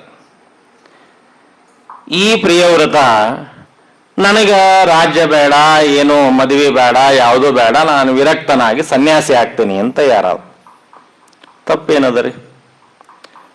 ತಂದೆಯಾದ ಮನುರಾಜನಿಗೆ ಬಿಸಿ ತುಪ್ಪ ಆಯಿತು. ಇದನ್ನ ಏನು ಬೇಡ ಅನ್ಲಿಕ್ಕಿಲ್ಲ, ಬೇಕನ್ಲಿಕ್ಕಿಲ್ಲ. ಯಾಕೆ? ಬ್ರಹ್ಮದೇವರು ನನ್ನನ್ನು ಹುಟ್ಟಿಸಿದ್ದೇ, ಮನುರಾಜನನ್ನು ಹುಟ್ಟಿಸಿದ್ದೇ ಮುಂದ ಸಂತತಿ ಎಲ್ಲ ಬೆಳೆಯಬೇಕು. ನಾವೆಲ್ಲ ಮನುರಾಜನ ವಂಶದಲ್ಲಿ ಬಂದವರು, ಅದಕ್ಕಾಗಿ ನಮಗೆಲ್ಲ ಮಾನವರು ಅಂತ ಕರೀತಾರೆ. ಆ ಸಂತತಿ ಬೆಳೆಯಬೇಕು, ಇಡೀ ಜಗತ್ತಿನ ಸೃಷ್ಟಿಯಾಗಬೇಕು, ಎಲ್ಲ ತರಹದ ಜನ ಭಗವಂತನ ಗುಣಗಾನ ಮಾಡಬೇಕು. ಇವ ಹಿರೇ ಮಗನೇ ಮದುವೆ ಆಗೋದಿಲ್ಲ, ಇವ ಸನ್ಯಾಸಿ ಆಗ್ತಾನಂದ್ರೆ ಮುಂದೆ ಜಗತ್ ಸೃಷ್ಟಿ ಆಗೋದು ಹೆಂಗ? ನಾನು ಇಡೀ ಸಮಗ್ರವಾದ ಭೂಮಂಡಲದ ಏಕಚಕ್ರಾಧಿಪತಿ ರಾಜ, ಮಗನೇ ವಿರಕ್ತನಾಗ್ತಾನೆ ಅಂದ್ರೆ ಮತ್ತೆ ಈ ರಾಜ್ಯ ಮುಂದೆ ಯಾರು ನಡೆಸೋರು? ಹಂಗಂತ ಹೇಳಿ ಬಿಡಿಸೋಣ ಅಂದ್ರೆ ಏನು ಕೆಟ್ಟ ಕೆಲಸ ಮಾಡ್ಲಿಕ್ಕತ್ತಿಲ್ಲ. ಏನೋ ಸಿಗರೇಟ್ ಸೇರ್ತಾನ, ಹೆಂಡ ಕುಡಿತಾನಂದ್ರೆ ಬ್ಯಾಡ ಅಂತ ಬಿಡಿಸ್ಬೋದ್ರಿ. ಅಲ್ಲ, ಕೆಲವರು ಹಂಗೂ ತಲೆ ಇಟ್ಕೊಂಡಾರ, ಒಳ್ಳೆ ಕೆಲಸವನ್ನು ಕೆಟ್ಟ ಕೆಲಸ ಅಂತ. ಎಷ್ಟೋ ಸಂದರ್ಭದಲ್ಲಿ ನೋಡಿ, ಸ್ವಾಮಿಗಳ ಹತ್ರ ಬಂದು, ಸ್ವಾಮಿ ನಮ್ಮ ಮಗ ಬಹಳ ಹಾಳಾಗ್ಲಿಕ್ಕತ್ತಾನ, ಮಂತ್ರಾಕ್ಷತೆ ಕೊಡ್ರಿ ಅಂತ ಕೇಳಿದ್ರು. ಪಾಪ ಸ್ವಾಮಿಗಳು ಸರಳವಾಗಿ, ಯಾಕೆ ಏನಾಯ್ತು, ಏನೇನ ಕೆಟ್ಟ ಚಟಕ್ಕೆ ಬಿದ್ದಾನ? ಎಲ್ರು ಇಲ್ರಿ, ಸುಮ್ಮನೆ ಮತ್ತೆ ವಿದ್ಯಾಪೀಠಕ್ಕೆ ಹೋಗ್ತೀನಿ, ಶಾಸ್ತ್ರ ಓದ್ತೀನಿ ಅಂತ ತಲೆ ಕೆಡಿಸ್ಲಿಕ್ಕತ್ತಾನ. ಅವ ಶಾಸ್ತ್ರ ಓದಬಾರ್ದು, ವಿದ್ಯಾಪೀಠಕ್ಕೆ ಬರಬಾರ್ದು, ಹಂಗ ಮಂತ್ರಾಕ್ಷತೆ ಕೊಡ್ರಿ. ಸ್ವಾಮಿಗಳ ಪ್ರಾರಬ್ಧ ಎಂತ. ಇಡೀ ಜಗತ್ತನ್ನ ವಿದ್ಯೆಗೆ ಶಾಸ್ತ್ರಕ್ಕೆ ಬನ್ನಿ ಅಂತ ಕರೆಯುವ ಸ್ವಾಮಿಗಳ ಹತ್ರೇನೆ ನಮ್ಮ ಮಗ ವಿದ್ಯಾಪೀಠಕ್ಕೆ ಹೋಗೋದಕ್ಕೆ ಬೇಡ ಅಂತ ಮಂತ್ರಾಕ್ಷತೆ ಕೊಡ್ರಿ, ಶಾಸ್ತ್ರ ಓದೋದು ಬೇಡ ಅಂತ ಮಂತ್ರಾಕ್ಷತೆ ಕೊಡ್ರಿ ಅಂದ್ರೆ ಏನಿದು ಹುಚ್ಚತನ? ಹಾಗಾದರೆ ಈ ವ್ಯಕ್ತಿಗೆ ನಾನೇನಾದ್ರೂ ಬೇಡ ಅಂತ ತಡೆದ್ರೆ ನನಗೆ ದೊಡ್ಡದಾದ ಪಾಪ ಬರ್ತದೆ. ಹೂ ಅಂತ ತಡೆದ್ರೆ ಬ್ರಹ್ಮದೇವರಿಗೆ ನಾನು ಕೊಟ್ಟ ಮಾತನ್ನ ನಡೆಸ್ಲಿಕ್ಕಾಗಲ್ಲ. ಏನ್ ಮಾಡೋದು? ಧರ್ಮ ಸೂಕ್ಷ್ಮ. ಬ್ರಹ್ಮದೇವರ ಮಾತು ನಡೆಸೋದು ಮುಖ್ಯನ, ಇವನ ತಪಸ್ಸನ್ನ ಇವನ ವೈರಾಗ್ಯವನ್ನ ತಡೆದು ಸಂಸಾರಿ ಆಗೋದು ಮುಖ್ಯನ? ಯಾವಾಗ ನಮಗೆ ಧರ್ಮ ಸೂಕ್ಷ್ಮಗಳು ಸ್ಪಷ್ಟ ಗೊತ್ತಾಗುವುದಿಲ್ಲ, ಯಾವಾಗ ನಮಗೆ ನಿರ್ಣಯ ತೆಗೆದುಕೊಳ್ಳಲಿಕ್ಕೆ ಸ್ಪಷ್ಟವಾಗಿ ತಿಳಿಯುವುದಿಲ್ಲ, ಉಪಾಯ ಒಂದೇ, ಗುರುಗಳ ಮುಂದೆ ಹೋಗಿ ಕೇಳಬೇಕು. ಮನುರಾಜ ಆಗಿನ ಕಾಲಕ್ಕಿನ್ನೂ ಜಗತ್ ಸೃಷ್ಟಿನೇ ಆಗಿಲ್ಲ, ಯಾವ ತರಹದ ಗುರುಗಳು ಇನ್ನೂ ಬಂದಿಲ್ಲ, ಯಾರನ್ನ ಕೇಳಬೇಕು? ಅಪ್ಪನ್ನೇ, ಮತ್ತಿನ್ಯಾರು? ಅದಕ್ಕಾಗಿ ಬ್ರಹ್ಮದೇವರನ್ನ ಹೋಗಿ ಕೇಳುತ್ತಾನೆ. ಸ್ವಾಮಿ, ನೀವಾದರೂ ನನಗೆ ಹಿಂಗೆ ಹೇಳಿದ್ರಿ, ರಾಜ್ಯವನ್ನು ನಡೆಸು, ಸೃಷ್ಟಿ ಮಾಡು ಅಂತ. ನನ್ನ ಮಗ ಆದ್ರೆ ಹಿಂಗಂತ, ನಮ್ಮತ್ ನಾ ಏನ್ ಮಾಡಿ? ಮಗನಿಗೆ ಸನ್ಯಾಸಿ ಆಗು, ವಿರಕ್ತನಾಗು ಅಂತ ಎಸ್ ಅಂತ ಕೈಗೆ ಬಿಡ್ಲ, ಅಥವಾ ಆ ಕೆಲಸ ಬಿಟ್ಟು ನೀನು ಸಂಸಾರಿಯಾಗಿ ಹೆಂಡತಿ ಮಕ್ಕಳ ಜೊತೆ ಇರು ಅಂತ ಹೇಳ? ನೀ ಯಾಕಪ್ಪ, ನಾನೇ ಹೇಳ್ತೀನಿ ಬಾ ಅಂತ ಸ್ವತಃ ಬ್ರಹ್ಮದೇವರೇ ಕೆಳಗಿಳಿದು ಬಂದು ಈ ಒಂದು ಪ್ರಿಯವೃತನಿಗೆ ಕರೆದು ಹೇಳ್ತಾರೆ, ನೋಡಪ್ಪ, ನಾನು ಹೇಳ್ತಾ ಇದ್ದೀನಿ, ನೀನು ಸಂಸಾರಿಯಾಗು, ಮದುವೆ ಮಾಡಕೋ, ಹೆಂಡತಿ ಮಕ್ಕಳ ಜೊತೆ ಆರಾಮಾಗಿರು. ಬ್ರಹ್ಮದೇವರು ಹೇಳಿದ ಕೂಡಲೇ ಒಂದೇ ಮಾತು ಎಸ್, ಯಾವುದೇ ರೀತಿ ಅಬ್ಜೆಕ್ಷನ್. ಏನ್ರಿ ಬ್ರಹ್ಮದೇವರ, ನಾನು ಸನ್ಯಾಸ ಆಗ್ಲಿಕ್ಕೆ ಹೊರಟೀನಿ, ವಿರಕ್ತನಾಗ್ತೀನಿ, ನೀವೇ ಹಿಂಗೆ ಬೇಡ ಅಂದ್ರೆ ಹೆಂಗ? ನೀವೇ ದೇವ್ರ ಭಜನೆ ಮಾಡೋದು ಬೇಡ ಅಂದ್ರೆ ಹೆಂಗ? ಹಿಂಗೆಲ್ಲ 108 ತಲೆ ತಿನ್ಲಿಲ್ಲ. ಅವ್ರು ಏನು ಹೇಳ್ತಾರ ಅದೇ ನನಗೆ ಧರ್ಮ. ಈ ರೀತಿಯಾದ ನಂಬಿಕೆ ವಿಶ್ವಾಸವನ್ನ ನಮಗೆ ಕಲಿಸಿಕೊಟ್ಟ ವ್ಯಕ್ತಿ ಪ್ರಿಯವ್ರತ. ಇಲ್ಲೊಂದು ಪ್ರಶ್ನೆನೂ ಬರ್ತದೆ ನಮಗೆ, ಬ್ರಹ್ಮದೇವರು ಮಾಡಿ ಸರಿನಾ? ನಮ್ಮಂಥವ್ರಿಗೆ ಒಂದು ನ್ಯಾಯ, ತಮ್ಮ ಮೊಮ್ಮಗನಿಗೆ ಒಂದು ನ್ಯಾಯ. ಪ್ರಿಯವ್ರತ ಅಂದ್ರೆ ಮೊಮ್ಮಗ. ಆ ಮೊಮ್ಮಗನಾದ ಪ್ರಿಯವ್ರತ ನಾನು ಯಾವ ಮದುವೆ ಬೇಡ, ಮಕ್ಕಳು ಬೇಡ, ಎಲ್ಲ ಬೇಡ ಅಂತ ವಿರಕ್ತನಾಗ್ತೀನಿ ಅಂತ ಹೊರಟ್ರ, ಅವನನ್ನು ಕರೆದು ನೀ ವಿರಕ್ತನಾಗಬೇಡಪ್ಪ, ನೀ ಮದುವೆ ಮಾಡ್ಕೊಂಡು ಮಕ್ಕಳ ಜೊತೆ ಆರಾಮಾಗಿರು ಅಂತ ಹೇಳಿದರು. ನಮ್ಮಂಥವ್ರಿಗೆ ಭಾಗವತ ಉದ್ದಕ್ಕೆ ಹೇಳೋದೇನು? ಏನು ಹೆಂಡತಿ ಮಕ್ಕಳು ಮನಿ ಅಂತ ಮೋಹಗೊಳ್ತೀರಿ, ಎಲ್ಲ ಬಿಟ್ಟು ಬರ್ರಿ, ವೈರಾಗ್ಯ ತಾಳ್ರಿ. ಇಲ್ಲ, ನಮಗಾದ್ರೆ ಹಿಂಗ, ತಮ್ಮ ಮೊಮ್ಮಗನಿಗೆ ಆದ್ರೆ ಹಂಗ. ಇದೇನಿದೆ? ಒಂದು ಕಣ್ಣಿಗೆ ಬೆಣ್ಣಿ, ಒಂದು ಕಣ್ಣಿಗೆ ಸುಣ್ಣ. ನಾವು ಅಷ್ಟೇ ಮಾಡ್ತಿರ್ತೀವಿ. ನಮ್ಮ ಮಕ್ಕಳಿಗೆ ಮೊಮ್ಮಕ್ಕಳಿಗೆ ನಾವೇನು ಹೆಚ್ಚಿಗೆ ಕೆಲಸ ಹಚ್ಚೋದಿಲ್ರಿ. ಅಕ್ಕಪಕ್ಕ ಮನೆಯವ್ರಿಗೆ ಹೋಗಪ್ಪ ಮಠಕ್ಕೆ ಹೋಗು, ದಿವಸ ನಮಸ್ಕಾರ ಮಾಡು, ದಿವಸ ಪುರಾಣ ಕೇಳು. ನಿಮ್ಮ ಮಗ ಇಲ್ರಿ, ಅವ ಸ್ಕೂಲು, ಅಭ್ಯಾಸ, ಟ್ಯೂಷನ್ ಭಾಳ ಇರ್ತದ, ಮತ್ತು ಉಳಿದವರಿಗೆ ಇರೋದಿಲ್ಲ. ನಮ್ಮ ಮಕ್ಕಳಿಗೆ ಮೊಮ್ಮಕ್ಕಳಿಗೆ ಮಾತ್ರ ಅತಿ ಅಚ್ಚ ಮಾಡಿ ಅವ್ರು ಏನೂ ಮುಂದೆ ಹೋಗಬಾರ್ದು, ಇಲ್ಲೇ ನಮ್ಮನ್ನ ತಿನ್ಕೊಂಡು ಉಣ್ಕೊಂಡು ಆರಾಮಿರಬೇಕು. ಮಂದಿ ಮಕ್ಕಳಿಗೆ ಮಾತ್ರ ಅವರಿಗೆಲ್ಲ ಉಪದೇಶ ಮಾಡೋದು. ಬ್ರಹ್ಮದೇವರು ಹಂಗೆ ಮಾಡಿದ್ರೆ ಹೆಂಗ? ನಮ್ಮ ಹಂಗೆ ಬ್ರಹ್ಮದೇವರು ಹಂಗೆಲ್ಲ ಮಾಡಬಾರ್ದಲ್ಲ. ಶ್ರೀಮದಾಚಾರ್ಯ ನಿರ್ಣಯ ಕೊಡ್ತಾರೆ, ಬ್ರಹ್ಮದೇವರು ತನ್ನ ಮೊಮ್ಮಗ ಎನಿಸಿದ ಪ್ರಿಯವ್ರತನಿಗೆ ಯಾಕೆ ಹಂಗೆ ಹೇಳಿದ್ರು, ನಮಗ್ಯಾಕೆ ಹಿಂಗೆ ಹೇಳುತ್ತಾ ಇದ್ದಾರೆ? ಆ ಮಾತನ್ನ ಶ್ರೀಮದಾಚಾರ್ಯರು ತಾತ್ಪರ್ಯದಲ್ಲಿ ನಮಗೆ ತಿಳಿಸಿಕೊಡಬೇಕಾದಾಗ ಸ್ಪಷ್ಟವಾಗಿ ಹೇಳುತ್ತಾರೆ. ವಿಹಿತೋ ಯಸ್ಯ ಯೋ ಧರ್ಮೋ ವಿಷ್ಣುನಾ ಪ್ರಭವಿಷ್ಣುನಾ ತೇನ ಮುಕ್ತಿ ಭವೇತ್ ತಸ್ಯ ತಂ ಗುರು ವೇದ ಸರ್ವವಿತ್. ಯಾಕೆ ಈ ತರಹದ ವ್ಯತ್ಯಾಸ? ನಮ್ಮ ಅನುಭವವನ್ನು ನೋಡಿದಾಗ ನಮಗೆ ತಿಳಿಯುತ್ತದೆ. ನಮ್ಮಂಥವ್ರು ಏನೋ ಒಂದು ವೆಂಕಟೇಶ ಸ್ತೋತ್ರ ಪಾರಾಯಣ ಮಾಡಬೇಕು ಅಂತ ಅನ್ಕೊಂಡ್ವಿ.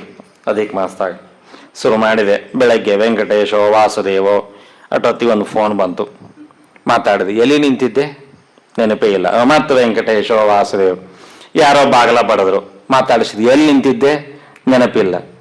ಬೆಳಗ್ಗಿನಿಂದ ಒಂದು 10 ಸರಿ ವೆಂಕಟೇಶ ವಾಸುದೇವ ಅಂದೆ, ಕೊನೆ ತನಕ ಒಂದು ಸ್ತೋತ್ರ ಒಂದು ಸಣ್ಣ ಪೂರ್ಣ ಆಗಲಿಲ್ಲ.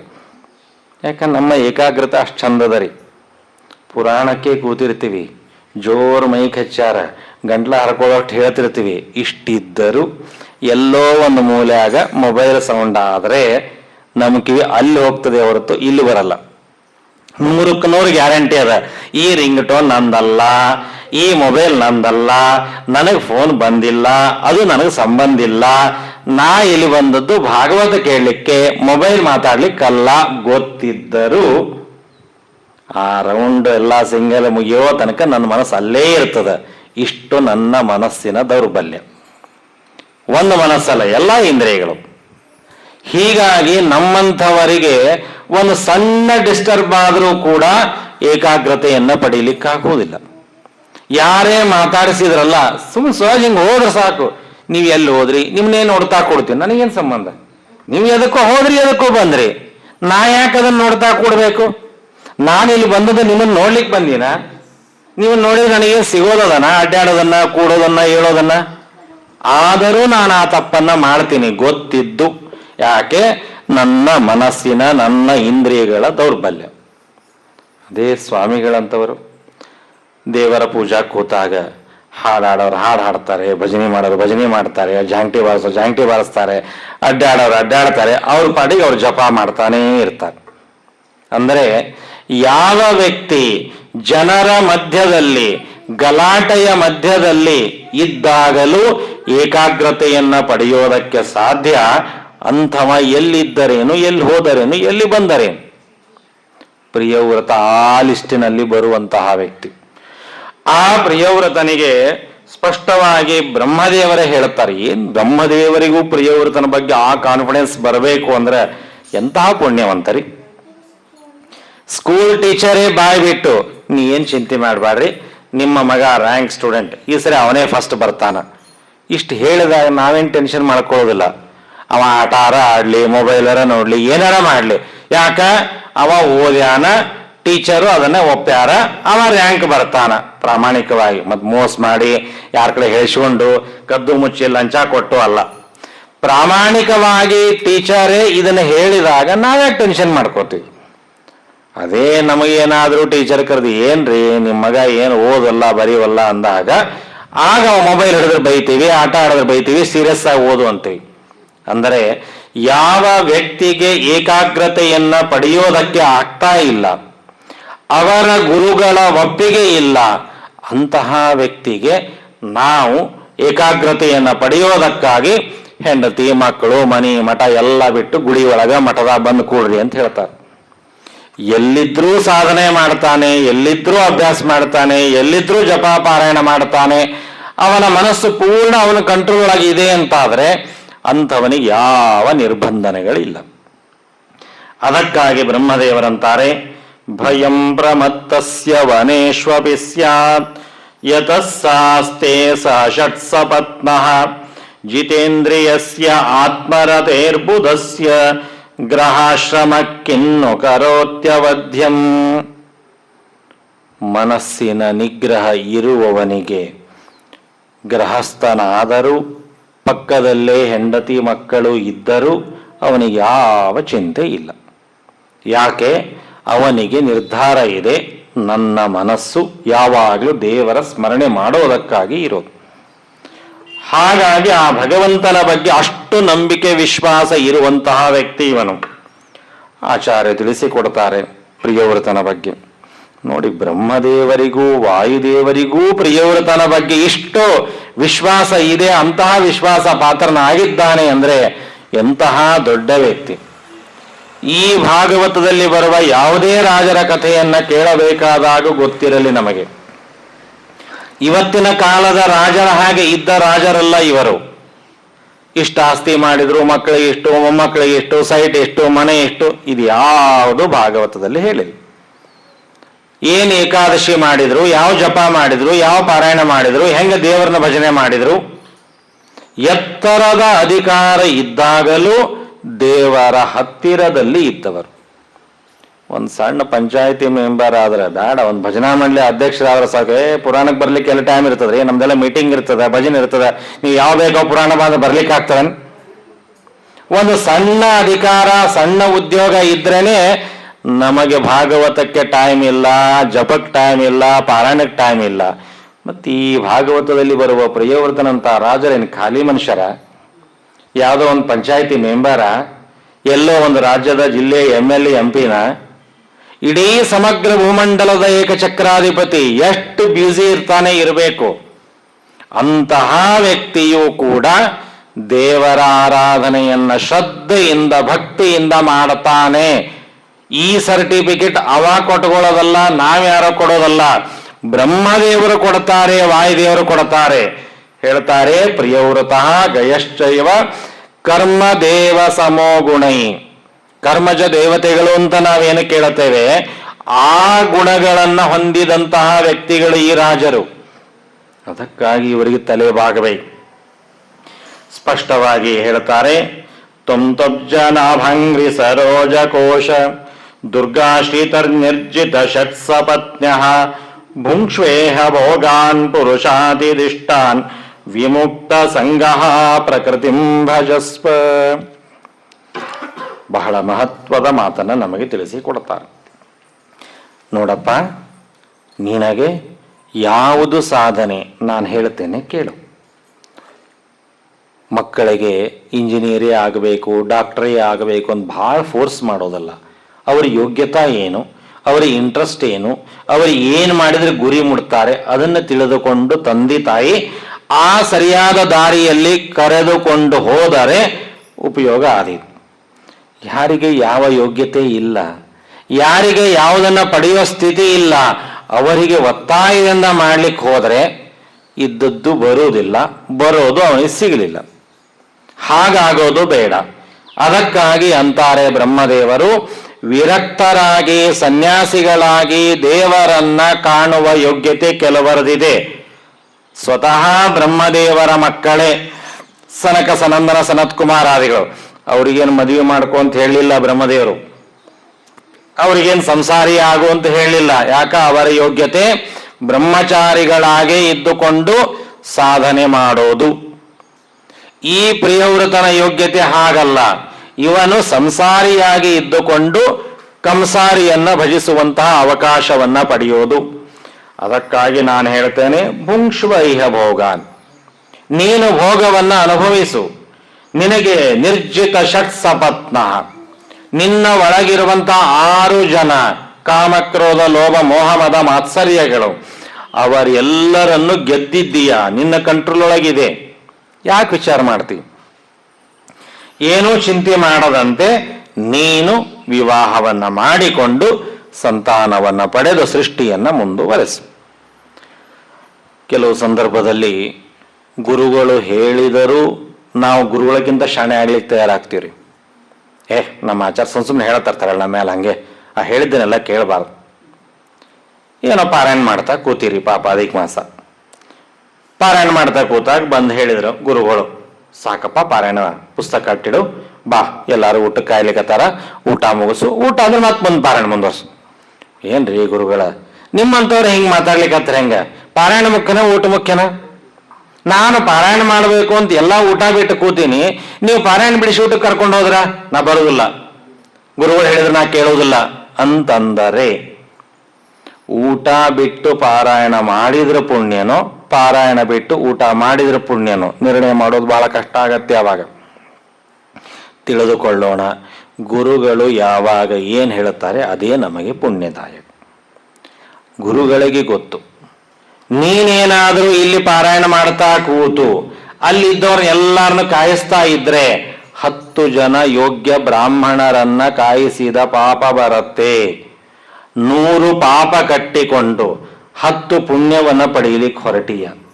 10 ಪುಣ್ಯವನ್ನ ಬಿಡುವುದರ ನೆಪದಲ್ಲಿ 100 ಪಾಪವನ್ನು ಕಳ್ಕೊಳ್ಳೋ ಪ್ರಸಂಗ ಸಿಗತ್ತೆ, ನೀನ್ ಆಮೇಲೆ ಬಂದು ಪಾರಾಯಣ ಮಾಡಿದ್ರು.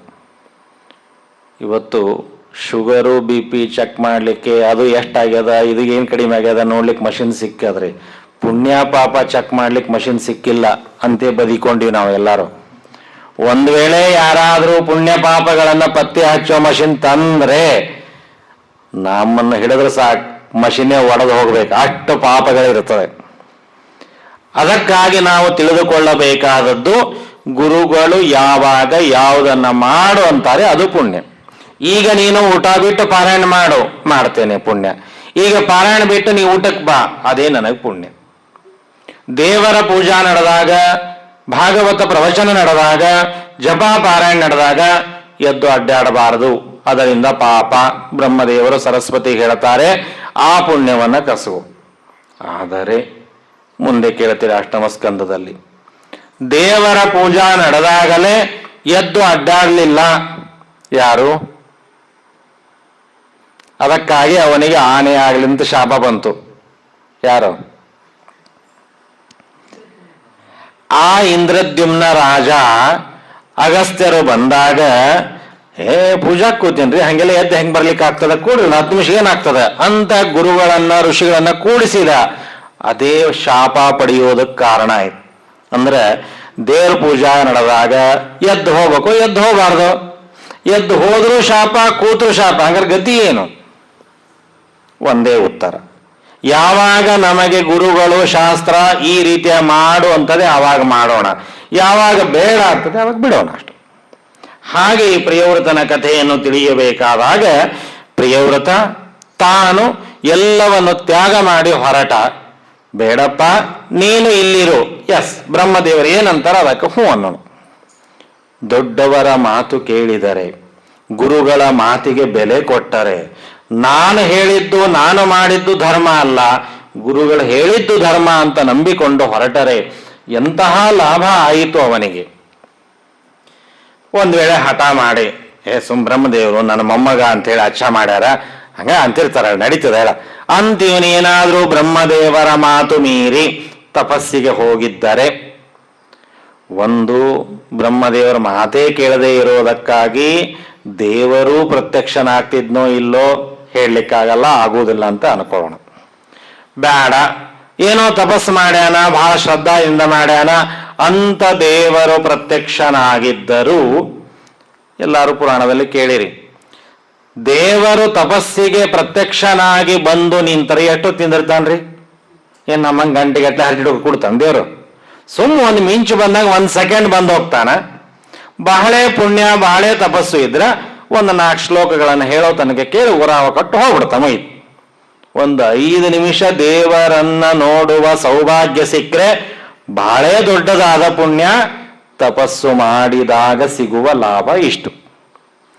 ಈ ಪ್ರಿಯವ್ರತ ಬ್ರಹ್ಮದೇವರ ಮಾತು ಕೇಳಿ ತಾನು ತಪಸ್ಸಿನಿಂದ ಹಿಂದೆ ಬಂದು ಸಂಸಾರಿಯಾದದ್ದಕ್ಕೆ ಎಂತಹ ಲಾಭ ಆಯಿತು. ಸ್ವತಃ ಭಗವಂತನೇ 3 ರೂಪದಿಂದ ತನ್ನ ಮನೆ ಒಳಗೆ ಅವತಾರ ಮಾಡ್ತಾನ್ರಿ. ಮನೆಯಾಗೆ ಅವತಾರ ಮಾಡಿದ ಮೇಲೆ ಹಿಂಗೆ ಮಿಂಚು ಬಂದಂಗ 5 ನಿಮಿಷ ಅನ್ನೋ ಆಪ್ಷನ್ನೇ ಇಲ್ಲ. ಆ ಭಗವಂತನೇ ತಾಪಸ ನಾಮದಿಂದ ಅವತಾರ ಮಾಡಿ ಬಂದ. ಮುಂದೆ ನಾಭಿಯ ಮಗನಾಗಿ ಆ ಭಗವಂತನೇ ವೃಷಭ ನಾಮಕನಾಗಿ ಬರ್ತಾನೆ. ಅದನ್ನು ಇಲ್ಲೇ ಪಂಚಮಸ್ಕಂದದಲ್ಲಿ ತಿಳಿತೀವಿ. ಇದೇ ವಂಶದಲ್ಲೇನೆ ಕೃಷ್ಣನೂ ಅವತಾರ ಮಾಡ್ತಾನೆ. ಅಂದ್ರೆ ನಮ್ಮ ವಂಶದೊಳಗೆ ಯಾರೋ ಒಬ್ಬ ಒಳ್ಳೆ ಜ್ಞಾನಿಗಳು, ದಾಸರು, ಯತಿಗಳು ಬಂದ್ರೆ, ಏನ್ರಿ ಅವರಿಂದ ಸ್ವಾಮಿಗಳ ವಂಶಸ್ಥರು, ಅವ್ರ ದಾಸರ ವಂಶಸ್ಥರು ಅಂತ ಗೆಲೆ ಕೊಡ್ತೀವಿ, ಗೌರವ ಕೊಡ್ತೀವಿ. ದೇವರೇ ತಾನು ಅವತಾರವನ್ನ ಮಾಡ್ತಾನೆ ಅಂದ್ರೆ ಎಂಥ ದೊಡ್ಡ ವಂಶ ಅದು. 1 ಬಾರಿ ಅಲ್ಲ, 3 ರೂಪಗಳಿಂದ ಭಗವಂತ ಅದು ನೇರವಾಗಿ. ಇನ್ನು ಮಕ್ಕಳು, ಮೊಮ್ಮಕ್ಕಳು, ಎಲ್ಲ ಹೆಣ್ಣು ಮಕ್ಕಳೆಲ್ಲ ಕಳೆದು ಇನ್ನೂ ಬಹಳ ಆಗ್ತದೆ, ಅದನ್ನ ನಾಳೆ ಹೇಳ್ತೀನಿ.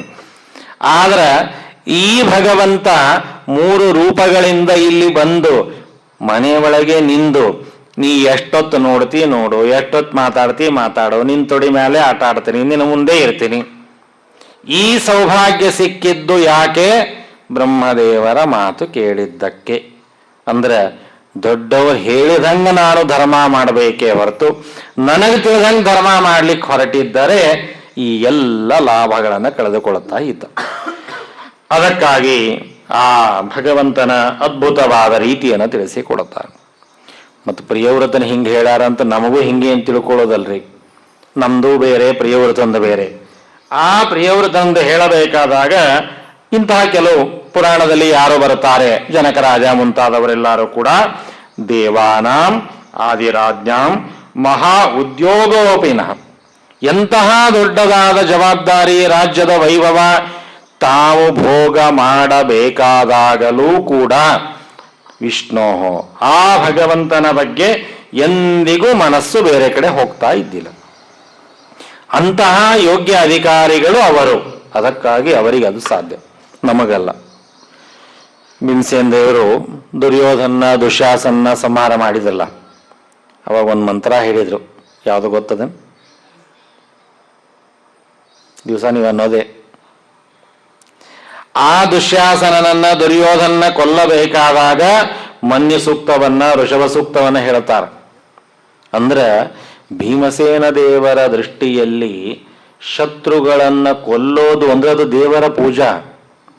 ದೊಡ್ಡ ಯುದ್ಧವೇ ಪೂಜಾ ರೂಪ ಆಯಿತು ಭೀಮಸೇನ ದೇವರಿಗೆ. ನಮಗ ಪೂಜಾನೇ ದೊಡ್ಡ ಯುದ್ಧ ಆಗಿಬಿಡ್ತದೆ. ಒಂದು ಪೂಜಾ ಮಾಡೋದ್ರೊಳಗ ಹೆಂಡತಿ ಒಂದಿಷ್ಟು ಕರೀತಾರ, ಮಕ್ಕಳು ಒಂದಿಷ್ಟು ಕರೀತಾರ, ಅಲ್ಲೊಂದಿಷ್ಟು ಓಡಾಟ, ಇಲ್ಲೊಂದಿಷ್ಟು ಓಡಾಟ, ಲಕ್ಷ್ಯ ಇಲ್ಲ. ಹೀಗಾಗಿ ಭೀಮಸೇನ ದೇವರಿಗೆ ಯುದ್ಧವೇ ಪೂಜಾ ಆಯಿತು, ನಮಗೆ ಪೂಜಾನೇ ಯುದ್ಧ ಆಗೋ ಪರಿಸ್ಥಿತಿ ಅದ. ಅದಕ್ಕಾಗಿ ಯಾರಿಗೆ ಯಾವ ತರಹದ ಧರ್ಮ ಇದೆ ಅನ್ನೋದನ್ನ ನೋಡಿಕೊಂಡು ತಿಳಿಯೋದಕ್ಕೆ ತಯಾರಾಗಬೇಕು. ಅಂತಹ ಪ್ರಿಯವ್ರತ ಈಗ ತಿಳಿದ ಹಾಗೆ ವಿಚಾರ ಮಾಡಿದ. ನನ್ನ ದೇಶದೊಳಗಿನ ಪ್ರಜೆಗಳು ಯಾವಾಗ ಬೆಳಕು ಇದೆ ಆಗ ಸಾಧನೆ ಮಾಡ್ತಾರೆ. ನಮ್ಮದು ಅಷ್ಟೇ, ಹಿಂಗೆ ಬೆಳಕದ ಮೈಕದ ಎಲ್ಲ ಅದ ಅಂದ್ರೆ ನಾವು ಪುರಾಣ ಹೇಳ್ತೀವಿ. ರಾತ್ರಿ 9ಕ್ಕೆ ಬೈ ಚಾನ್ಸ್ ಮಳಿನೂ ಬಂತು, ಲೈಟು ಹೋಯ್ತು, ಮೈಕು ಹೋಯ್ತು, ಎಲ್ಲ ಹೋಯ್ತು ಮಾಡ್ರಿ ಮನೆಗೆ ಹೋಗೋಣ ಅಂದ್ಬಿಡ್ತೀವಿ ಅಷ್ಟೇ. ಕತ್ಲಾದ್ಮೇಲೆ ನಾವು ಏನೂ ಸಾಧನೆ ಮಾಡುವುದಿಲ್ಲ. ಆಗ ಪ್ರಿಯವ್ರತ ಅಂದ, ಬೆಳಕಿಲ್ಲ ಅನ್ನೋದಕ್ಕಾಗಿ ನೀವು ಸಾಧನೆ ಬಿಡ್ತೀರಿ ಅಂದ್ರೆ ನಾ ಬೆಳಕಿನ ವ್ಯವಸ್ಥೆ ಮಾಡ್ತೀನಿ. ಮಧ್ವಾಚಾರ ಕಥೆಯಲ್ಲೂ ಕೇಳ್ತೀವಲ್ಲ, ಯಾವಾಗ ಲೈಟ್ ಹೋಯ್ತು, ದೀಪ ಶಾಂತ ಆಯ್ತು, ಬಹುಶಃ ಲಾಸ್ಟ್ ಬೆಂಚ್ ನಮ್ಮಂತರು ಒಬ್ರಿಬ್ರು ಇದ್ರೆ ಕಾಣಿಸ್ತದ, ಆಯ್ತು ನಡಿ ದೀಪ ಹೋಯ್ತಲ್ಲ ಇನ್ನೇನು ಪಾಠ ಅಂದ್ರೆ ಪುಸ್ತಕ ಮುಚ್ಚ್ರಿ ಅಂತೆಲ್ಲ ಮುಚ್ಚಿಬಿಟ್ರು. ಶ್ರೀಮದಾಚಾರ್ಯ ಅಂತಾರೆ, ಈ ದೀಪ ಹೋದರೆ ಏನಾಯ್ತು, ಜ್ಞಾನ ದೀಪ ಹಚ್ಚೋದಕ್ಕಾಗಿ ನಾನು ಕೂತೀನಿ, ತನ್ನ ಬೆರಳನ್ನ ಮುಂದೆ ಚಾಚಿದರೆ ಫುಲ್ಲು ಪ್ರಕಾಶ, ಅಕ್ಷರಗಳನ್ನು ಓದೋ ಅಷ್ಟು. ಯಾವ ತರಹದ ಎಣ್ಣೆ ಬೇಡ, ತುಪ್ಪ ಬೇಡ, ಕರೆಂಟ್ ಬೇಡ, ಸೋಲಾರ್ ಬೇಡ, ಏನೂ ಬೇಡ, ಸ್ವಯಂ ಪ್ರಕಾಶ.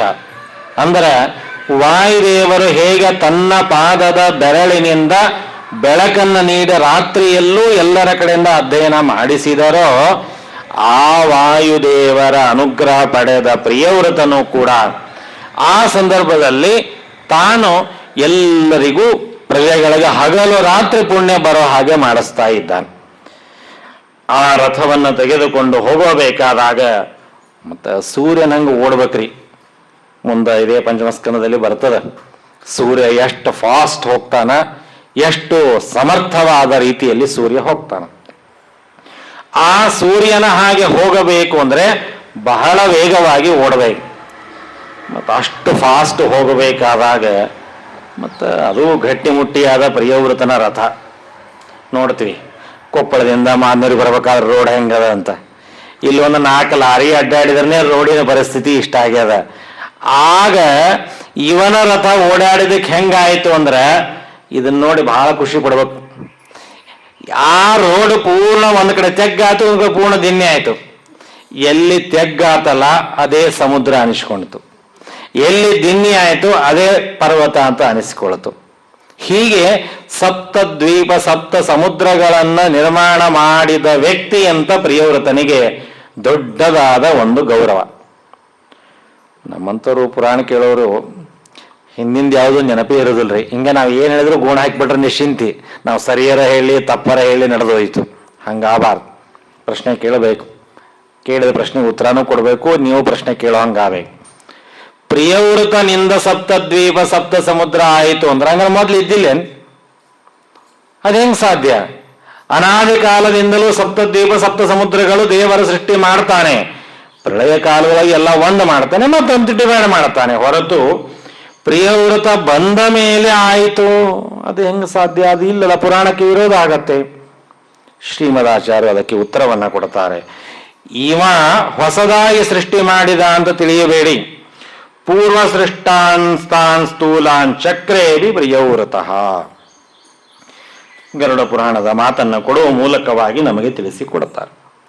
ಮೊದಲಿಗೆ ಇತ್ತು, ವ್ಯವಸ್ಥಿತವಾಗಿ ಇದ್ದಿಲ್ಲ. ರೋಡ್ ಇವತ್ತಾದದ್ದಲ್ಲ, ಎಷ್ಟೋ ವರ್ಷಗಳಂದದ. ನಾಳೆ ಯಾರೋ ಒಬ್ಬ ಪುಣ್ಯಾತ್ಮ ಬಂದು ಚಲೋ ಹೊತ್ತ ಫಸ್ಟ್ ಕ್ಲಾಸ್ ರೋಡ್ ಮಾಡಿದ್ರೆ ಅಗ್ದಿ ಆರಾಮಾಗಿ ಬರೋ ಹಂಗಾದ್ರೆ ಯಾರು ಮಾಡಿರ್ತಾರ ಅವನ ಹೆಸರು ಬರ್ತದೆ. ನೋಡಪ್ಪ ಇಂಥ ನಮ್ಮ ಮಂತ್ರಿ ಬಂದ ಅಗ್ದಿ ಮಾಡ, ಯಾಕೆ ಅವನಕಿಂತ ಮೊದಲು ರೋಡ್ ಇದ್ದಿಲ್ಲೇನು? ಇತ್ತು, ಆದರೆ ವ್ಯವಸ್ಥಿತವಾಗಿ ಇದ್ದಿಲ್ಲ. ಅವ್ಯವಸ್ಥಿತ ಆಗಿತ್ತು, ಅದನ್ನು ಸರಿ ಮಾಡಿದ. ಪ್ರಿಯವ್ರತನು ಅಷ್ಟೇ. ಆ ಪ್ರಿಯವ್ರತನು ಕೂಡ ಭಗವಂತ ಸೃಷ್ಟಿ ಮಾಡಿದಂತಹ ದ್ವೀಪ ಸಮುದ್ರಗಳನ್ನ ವ್ಯವಸ್ಥಿತವಾದ ರೀತಿಯಲ್ಲಿ ತಾನು ಮಾಡಿಕೊಡ್ತಾ ಇದ್ದಾನೆ ಅನ್ನೋದನ್ನ ನಾವು ತಿಳಿದುಕೊಳ್ಳಬೇಕು ಅನ್ನೋದನ್ನ ತಿಳಿಸ್ತಾ, ಆ ಪ್ರಿಯವ್ರತ ತಾನು ವಿವಾಹವನ್ನ ಮಾಡಿಕೊಂಡದ್ದು ವಿಶ್ವಕರ್ಮನ ಮಗಳಾದ ಬರ್ಹಿಷ್ಮತಿ ಅಂತ. ಆ ಬರ್ಹಿಷ್ಮತಿಯನ್ನ ತಾನು ವಿವಾಹವನ್ನ ಮಾಡಿಕೊಳ್ಳುತ್ತಾನೆ. ಮಾಡಿಕೊಂಡಾಗ ಅಲ್ಲಿ 10 ಜನ ಮಕ್ಕಳು ಹುಟ್ಟುತ್ತಾರೆ. ಆ 10 ಜನ ಮಕ್ಕಳನ್ನು ತಾನು ಪಡೆದುಕೊಂಡು ಒಂದು ಹೆಣ್ಣು ಊರ್ಜಸ್ವತಿ ಅಂತ ಅವಳೆಯನ್ನ ಮುಂದೆ ವಿವಾಹ ಮಾಡಿಕೊಡ್ತಾನೆ. ಆ ಮಕ್ಕಳನ್ನ ಪಡೆಯಬೇಕಾದಾಗ ನಾಭಿ ಅಂತ ಒಬ್ಬ ಮಗ, ಅವನನ್ನ ತಿಳಿಸಬೇಕಾದಾಗ ಆ ನಾಭಿ ಅವನ ಹೆಂಡತಿನೇ ಮೇರು ದೇವಿ.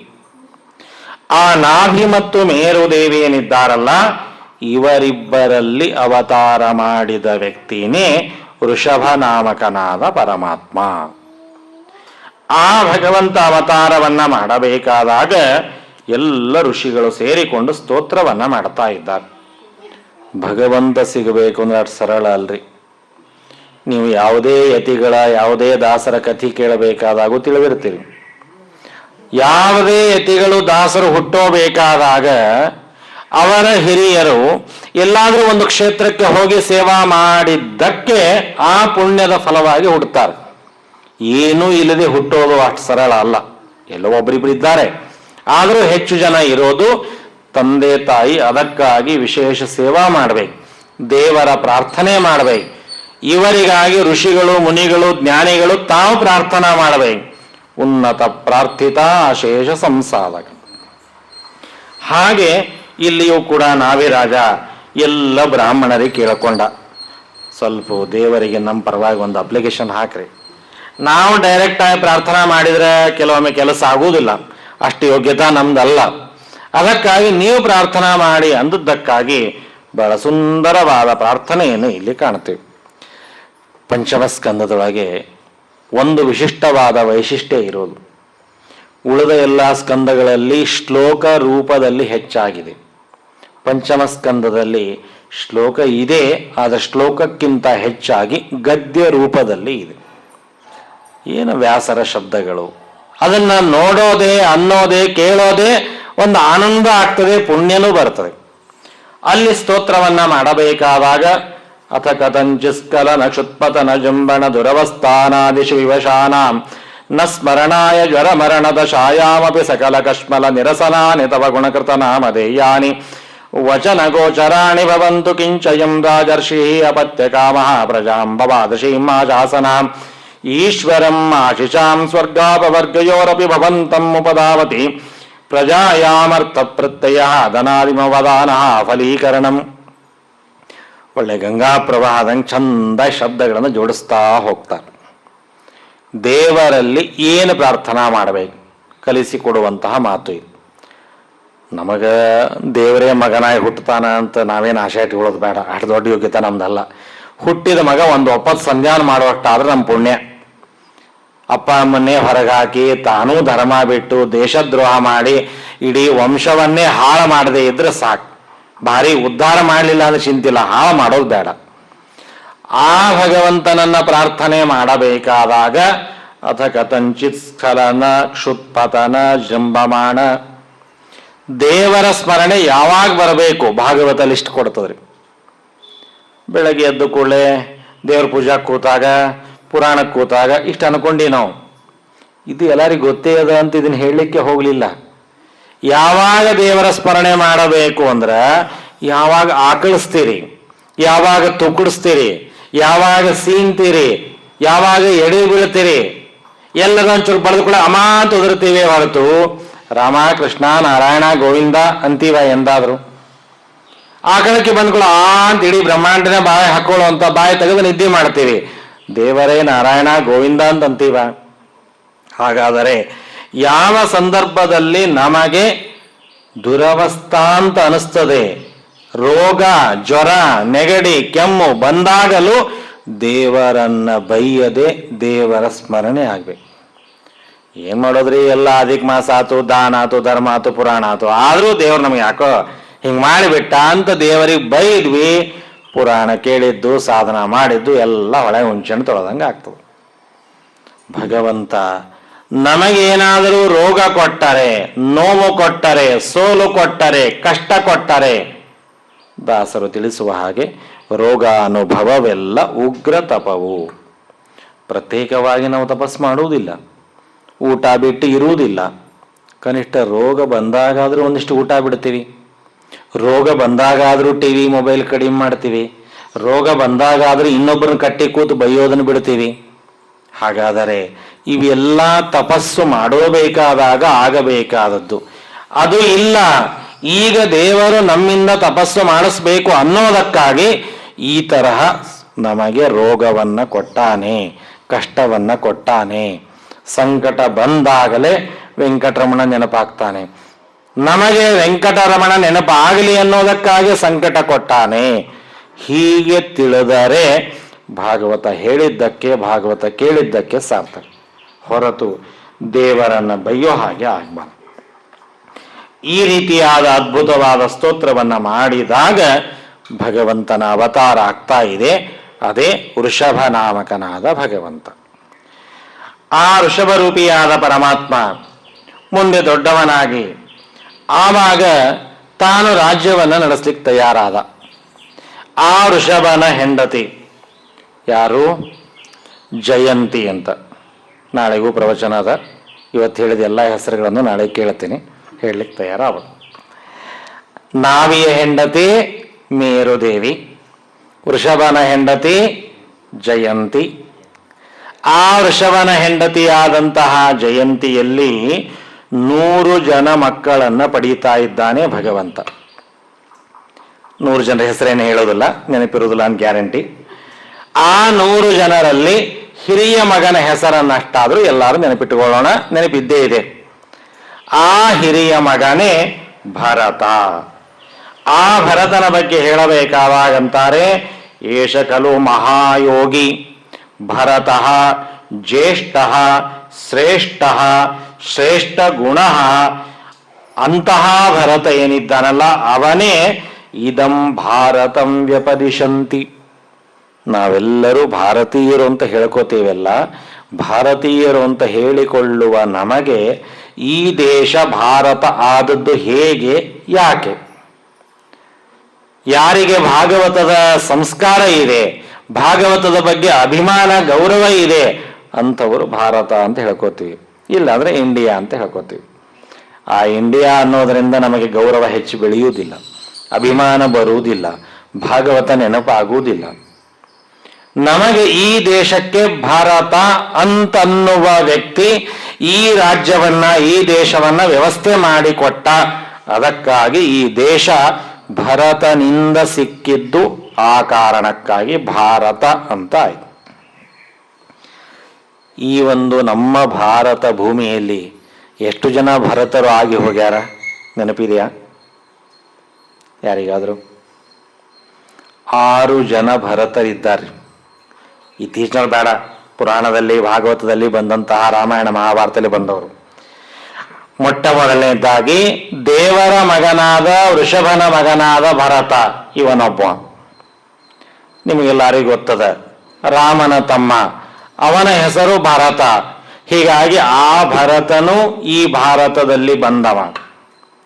ದುಷ್ಯಂತ ಶಕುಂತಲೆಯರ ಕೇಳ್ತೀರಿ.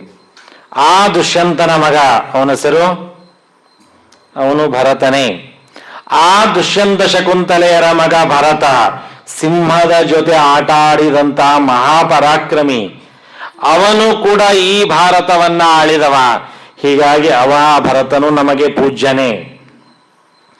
ಜೊತೆಗೆ ಮುಂದೆ ಇದೇ ಪಂಚಮ ಸ್ಕಂದದಲ್ಲಿ ಕೇಳ್ತೀವಿ, ಜಡ ಭರತ. ಅವನ ಹೆಸರು ಭರತನೇ. ಜಡದ ಹಾಗೆ, ಹುಚ್ಚರ ಹಾಗೆ, ಯಾರ ಬಗ್ಗೆ ತಲೆ ಕೆಡಿಸಿಕೊಳ್ಳದೆ ಹಾಗೆ ಇದ್ದ ಅನ್ನೋದಕ್ಕಾಗಿ ಅವನಿಗೆ ಭರತ ಅಂತ ಕರೀತಾರೆ. ಇನ್ನೊಂದು ಮುಖ್ಯವಾದದ್ದು, ಭಾರತಿ ಯಾರು? ವಾಯುದೇವರ ಹೆಂಡತಿ ಹೆಸರು ಭಾರತಿ. ಅವಳಿಗೆ ಭಾರತಿ ಎನ್ನುವ ಹೆಸರು ಬರಲಿಕ್ಕೆ ಕಾರಣ ಏನು? ಭರತನ ಹೆಂಡತಿಯಾದದ್ದಕ್ಕಾಗಿ. ಹಾಗಾದರೆ ವಾಯುದೇವರ ಹೆಸರು ಕೂಡ ಭರತ. ಎಲ್ಲ ಶಬ್ದಗಳು ದೇವರನ್ನು ತಿಳಿಸ್ತದೆ, ಆ ಮಾತು ಬೇರೆ. ಈಗ ಸಾಕ್ಷಾತ್ ಪರಮಾತ್ಮನಿಗೂ ಭರತ ಅಂತ ಹೆಸರದ, ವಾಯುದೇವರಿಗೂ ಭರತ ಅಂತ ಹೆಸರದ, ರಾಮನ ತಮ್ಮನಿಗೂ ಭರತ ಅಂತ ಹೆಸರದ, ದುಷ್ಯಂತ ಶಕುಂತಲೆಯರ ಮಗನೂ ಭರತ, ಮುಂದೆ ಬರುವ ಜಡಭರತನೂ ಭರತ, ವೃಷಭನ ಮಗನೂ ಭರತ. ಎಷ್ಟಾಯ್ತು? ಇಷ್ಟು ಜನ ಭರತರಾಳಿದ ಈ ಭಾರತದೊಳಗೆ ನಾವು ಇದ್ದವರು, ಆ ಹೆಮ್ಮೆ ನಮಗೆ ಇರಲಿ. ಜೊತೆಗೆ ಆ ವೃಷಭರೂಪಿಯಾದ ಪರಮಾತ್ಮ ಎಲ್ಲೋ ಬದರಿ ಒಳಗ, ಎಲ್ಲೋ ರಾಮೇಶ್ವರದೊಳಗ ಇದ್ದಾನ ಅಂತ ತಿಳ್ಕೊಳ್ಬೇಡಿ. ಆ ಭಗವಂತ ಅವತಾರ ಮಾಡಿದ ಮೇಲೆ ಎಲ್ಲೆಲ್ಲಿ ಅಡ್ಡಾಡಿದ ಅಂತ ಭಾಗವತ ಲಿಸ್ಟ್ ಕೊಡುತ್ತದೆ. ಭಾರತ ದೇಶದ ಬಗ್ಗೆ ಭಾರತೀಯರು ಎಷ್ಟು ಅಭಿಮಾನ ಪಡಬೇಕೋ ಹಾಗೇನೆ ನಾವು ಕರ್ನಾಟಕದವರು, ನಮಗೂ ಭಾಗವತದ ಬಗ್ಗೆ ಅಭಿಮಾನ ಹೆಚ್ಚಾಗಬೇಕು. ಈ ಕರ್ನಾಟಕ ಅನ್ನುವಂತಹ ಹೆಸರು ಇವತ್ತಿನ ಇತಿಹಾಸಕಾರರು ತಿಳಿಸುವ ಪ್ರಕಾರ ಕೆಲವು ನೂರುಗಳ ವರ್ಷಗಳ ಹಿಂದೆ ಇದಕ್ಕೆ ಕರ್ನಾಟಕ ಅಂತ ಕರೆದಾರೆ, ಅದಕ್ಕಿಂತ ಮೊದಲೇ ಕರ್ನಾಟಕ ಅಂತ ಕರೆದಿಲ್ಲ ಅಂತಾರೆ. ಆದರೆ ಸರ್ವಜ್ಞರಾದ ವೇದವ್ಯಾಸ ದೇವರು ನೂರಾರು ವರ್ಷಗಳ ಹಿಂದೇನೆ ಈ ವೃಷಭ ಎಲ್ಲೆಲ್ಲಿ ಅಡ್ಡಾಡಿದ ಅಂತ ಲಿಸ್ಟ್ ಕೊಡಬೇಕಾದಾಗ ಆ ಸಂದರ್ಭದಲ್ಲಿ ನಮಗೆ ಯಾವ್ಯಾವ ಊರುಗಳನ್ನ ಅಂತ ಲಿಸ್ಟನ್ನ ಕೊಡ್ತಾ ಹೋಗ್ತಾರೆ. ಕಂಕ, ವೆಂಕ, ಕೂಟಕ, ದಕ್ಷಿಣ ಕರ್ನಾಟಕಾನ್ ದೇಶಾನ್. ಭಾಗವತದಲ್ಲಿ ನಮ್ಮ ರಾಜ್ಯದ ಹೆಸರದರಿ. ಕರ್ನಾಟಕದ ದೇಶದಲ್ಲಿ ವೃಷಭ ರೂಪಿಯಾದ ಪರಮಾತ್ಮ ಸಂಚಾರ ಮಾಡಿದ್ದಾನೆ. ಅಂದ್ರೆ ನಮ್ಮ ರಾಜ್ಯಕ್ಕೆ ಓಡಾಡಿದಂತಹ ವ್ಯಕ್ತಿ. ಶ್ರೀರಾಮನಾದಾಗಲೂ ಇದೇ ಒಂದು ಹತ್ತಿರದೊಳಗೇನೆ, ಇಲ್ಲೇ ಇಂದ್ರಕೀಲ ಪರ್ವತ, ಇಲ್ಲೇ ಎಲ್ಲವೂ. ರಾಮ ಓಡಾಡಿದ ದೇಶದೊಳಗೆ ನಾವು ಇದ್ದೀವಿ, ಇಷ್ಟು ಸ್ವಲ್ಪ ಮಟ್ಟಿಗೆ ಗೊತ್ತಿತ್ತು. ವೃಷಭ ಓಡಾಡಿದ ದೇಶದೊಳಗೂ ನಾವು ಇದ್ದೀವಿ. ಅವನ ಪರಮ ಪವಿತ್ರವಾದ ಈ ಭೂಮಿ ಒಳಗೆ ಇದ್ದಂತಹ ವ್ಯಕ್ತಿಗಳು ನಾವು. ಹೀಗೆ ನಮ್ಮ ಕರ್ನಾಟಕ ರಾಜ್ಯದ ಬಗ್ಗೆ, ನಮ್ಮ ಭಾರತ ದೇಶದ ಬಗ್ಗೆ ಅಭಿಮಾನ ಹುಟ್ಟಿಸುವ ಭಾಗವತದ ಬಗ್ಗೆ ಎಷ್ಟು ಅಭಿಮಾನ ಇರಬೇಕು. ಸುಮ್ಮನೆ ಪುರಾಣ ಹೇಳಂತಾರ, ಹೇಳೋಣ ಆಯ್ತು, ಕಿವಿಗೆ ಬಿದ್ದಷ್ಟು ಬಿಡ್ಲಿ, ಮನ್ಯಾಗ ಕೂತ್ ಬೇಸರ ಆಗಿರ್ತದ, ಒಂದ್ ತಾಸು ಒಂಚೂರು ಟೈಮ್ ಪಾಸ್ ಆದ್ರೆ ಊಟಕ್ಕೆ ಹಾಕ್ತಾರ, ಊಟ ಮಾಡಿ ಹೋಗ್ಬಿಡೋಣ ಅಂತ ಭಾಗವತ ಕೇಳೋದು ಬೇಡ. ಈ ಭಾಗವತವನ್ನ ಕೇಳೋಬೇಕಾದಾಗ ನಾವು ಯಾವ ರೀತಿಯಾದ ಅನುಸಂಧಾನವನ್ನ ಇಟ್ಟುಕೊಂಡು ಕೇಳಬೇಕು ಅನ್ನೋದನ್ನ ತಿಳಿತಾ, ಈ ವೃಷಭರೂಪಿಯಾದ ಪರಮಾತ್ಮ ತನ್ನೆಲ್ಲ 100 ಜನ ಮಕ್ಕಳನ್ನ ಕೂಡಿಸಿಕೊಂಡು ಉಪದೇಶ ಮಾಡ್ತಾನೆ. ಇವತ್ತಿನ ಕಾಲಕ್ಕೆ ಇದೇ ದೊಡ್ಡ ಅಪರೂಪದ ದೃಶ್ಯ. ಒಂದು ಕಾಲಕ್ಕೆ ಅಜ್ಜ ಅಜ್ಜಿ ಮಕ್ಕಳನ್ನ ಮೊಮ್ಮಕ್ಕಳನ್ನ ಕೂಡಿಸಿಕೊಂಡು ಅವರಿಗೆಲ್ಲ ಕತೆ ಹೇಳಿ ಮಾಡೋದು ಅಂತ ನಿಮ್ಮ ಕಾಲಕ್ಕೆ ಇತ್ರಿ. ನಮ್ಮ ಕಾಲಕ್ಕೆ ಇಲ್ಲೇ ಇಲ್ಲ. ನಿಮ್ಮ ಕಾಲಕ್ಕೆ ಸೂಟಿ ಬಂದ್ರೆ ಸಾಕು, ಯಾವಾಗ ಅಜ್ಜನ ಮನೆಗೆ ಹೋಗ್ಯವೋ, ಯಾವಾಗ ಅಜ್ಜಿ ಮನೆಗೆ ಹೋಗ್ಯವೋ, 15 ದಿವಸ ಏನು ತಿಂಗಳೇನಲ್ಲೇ ಇರೋದು. ಇವತ್ತಿನ ಮಕ್ಕಳು ಯಾರು ಅಜ್ಜ ಅಜ್ಜಿನ ಮಾತಾಡಿಸ್ಲಿಕ್ಕೆ ತಯಾರಿಲ್ಲ. ಎಲ್ಲೇ ಹೋದ್ರು ಬೆಳಗ್ಗೆ ಬರಬೇಕು, ರಾತ್ರಿ ಮತ್ತೆ ಖಾಲಿ ಮಾಡ್ಬೇಕು. 2 ದಿವಸ ಅಲ್ಲಿದ್ರೆ ಹೆಂಗ್ರಿ? ನಮಗೆ ಭಗವಂತ ಎಚ್ಚರಿಕೆಯನ್ನ ಮಾಡಿಕೊಡ್ತಾನೆ, ಕೂಡಿಸಿ ಮಕ್ಕಳ ಜೊತೆ ಮಾತನಾಡೋಣ. ಬರೀ ಆಸ್ತಿಗಾಗಿ ಮಾತನಾಡಿದೆ, ಮದುವೆಗಾಗಿ ಮಾತನಾಡಿದೆ ಆಗೋದು ಬೇಡ. ಹೇಗೆ ಸಾಧನೆ ಮಾಡಬೇಕು, ತಂದೆ ಮಕ್ಕಳನ್ನ ಕೂಡಿಸಿ ಉಪದೇಶವನ್ನ ಮಾಡಿಸ್ತಾ ತುಂಬಾ ಸುಂದರವಾದ ಉಪದೇಶ. ಮಹತ್ ಸೇವಾಂ ದ್ವಾರ ಮಾಹುರ್ವಿಮುಕ್ತೇ ತಮೋದ್ವಾರಂ ಯೋಷಿತಾಂ ಸಂಗಿ ಸಂಗಂ. ಕೆಲವೊಮ್ಮೆ ನಮಗ ಭಾಗವತ ಅರ್ಥ ಆಗುವುದಿಲ್ಲ, ಅಷ್ಟೇ ಎಲ್ಲ ಅಪಾರ್ಥ ಆಗಿಬಿಡ್ತದೆ. ಶ್ರೀಮದಾಚಾರ್ಯ ಇಲ್ಲ ಅಂದ್ರೆ ನಮಗ ಭಾಗವತ ಸರಿಯಾಗಿ ತಿಳಿಯುವುದಿಲ್ಲ. ಬೇಕಾದಷ್ಟು ಸಾಧನೆಗಳನ್ನು ಹೇಳುತ್ತದೆ. ಅಧಿಕ ಮಾಸ ಯಾರ್ಯಾರು ಏನೇನೋ ವ್ರತ ನಿಯಮ ಹಿಡಿದಿರಬಹುದು, ಪ್ರದಕ್ಷಿಣೆನೋ ದಾನನೋ ಧರ್ಮನೋ ಪುರಾಣ ಪ್ರವಚನನೋ ಶ್ರವಣ ಏನಾರ ಮಾಡಿ, ಎಲ್ಲಾ ಸಾಧನೆಗಳಿಗೂ ಒಂದು ಮುಖ್ಯ ದ್ವಾರ, ಅದೇ ಮಹತ್ ಸೇವಾನ್ ದ್ವಾರ ಮಾಹುರು ವಿಮುಕ್ತಿ. ಸಜ್ಜನರ ಸಹವಾಸ ಮಾಡಿಬಿಡಿ ಸಾಕು. ಸಜ್ಜನರ ನಿಮ್ಮನ್ನು ಖಾಲಿ ಕೂಡಿಸೋದಿಲ್ಲ. ಅವ್ರು ಏನೋ ಒಂದು ಮಾಡಿಸ್ತಾರ, ಪುರಾಣರ ಹೇಳ್ತಾರ, ಪ್ರದಕ್ಷಿಣೆ ನಮಸ್ಕಾರ ಹಾಕ್ತಾರ, ಭಜನೀಯರ ಮಾಡಿಸ್ತಾರ, ಪಾರಾಯಣರ ಮಾಡಿಸ್ತಾರ, ದಾನ ಧರ್ಮ ಏನಾರ ಒಂದ್ ಕಡೆ ಮಾಡಿಸ್ತಾರ. ಅದಕ್ಕಾಗಿ ಸಜ್ಜನರ ಸೇವೆಯನ್ನ ಮಾಡಬೇಕು, ಸಜ್ಜನರ ಸಂಘದಲ್ಲಿ ಇರಬೇಕು. ಇದು ಮೊದಲನೇ ಹೆಜ್ಜೆಯಾಗಿ ನಾವು ತಿಳಿಯಬೇಕಾದದ್ದು, ತಂದೆ ಮಕ್ಕಳನ್ನ ಕೂಡಿಸಿಕೊಂಡು ಹೇಳಬೇಕಾದ ಮಾತು. ಎಲ್ಲಿ ಇರಬೇಕು ಅನ್ನೋದನ್ನ ಹೇಳಿ ಎಲ್ಲಿ ಇರಬಾರದು ಅಂತ ಹೇಳ್ತಾನೆ.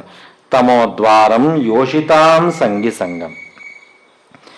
ಯೋಷಿತ್ ಇಷ್ಟೇ ಶಬ್ದ ಭಾಗವತದ್ದು ಕೇಳಿದ್ರೆ, ಎಲ್ಲಾದ್ರೂ ಸಂಸ್ಕೃತದ್ದು ಡಿಕ್ಷನರಿ ತೆಗೆದು ನೋಡಿದ್ರೆ ಯೋಷಿತ್ ಅಂದ್ರೆ ಹೆಣ್ಣು, ಇಷ್ಟ ಅರ್ಥದ.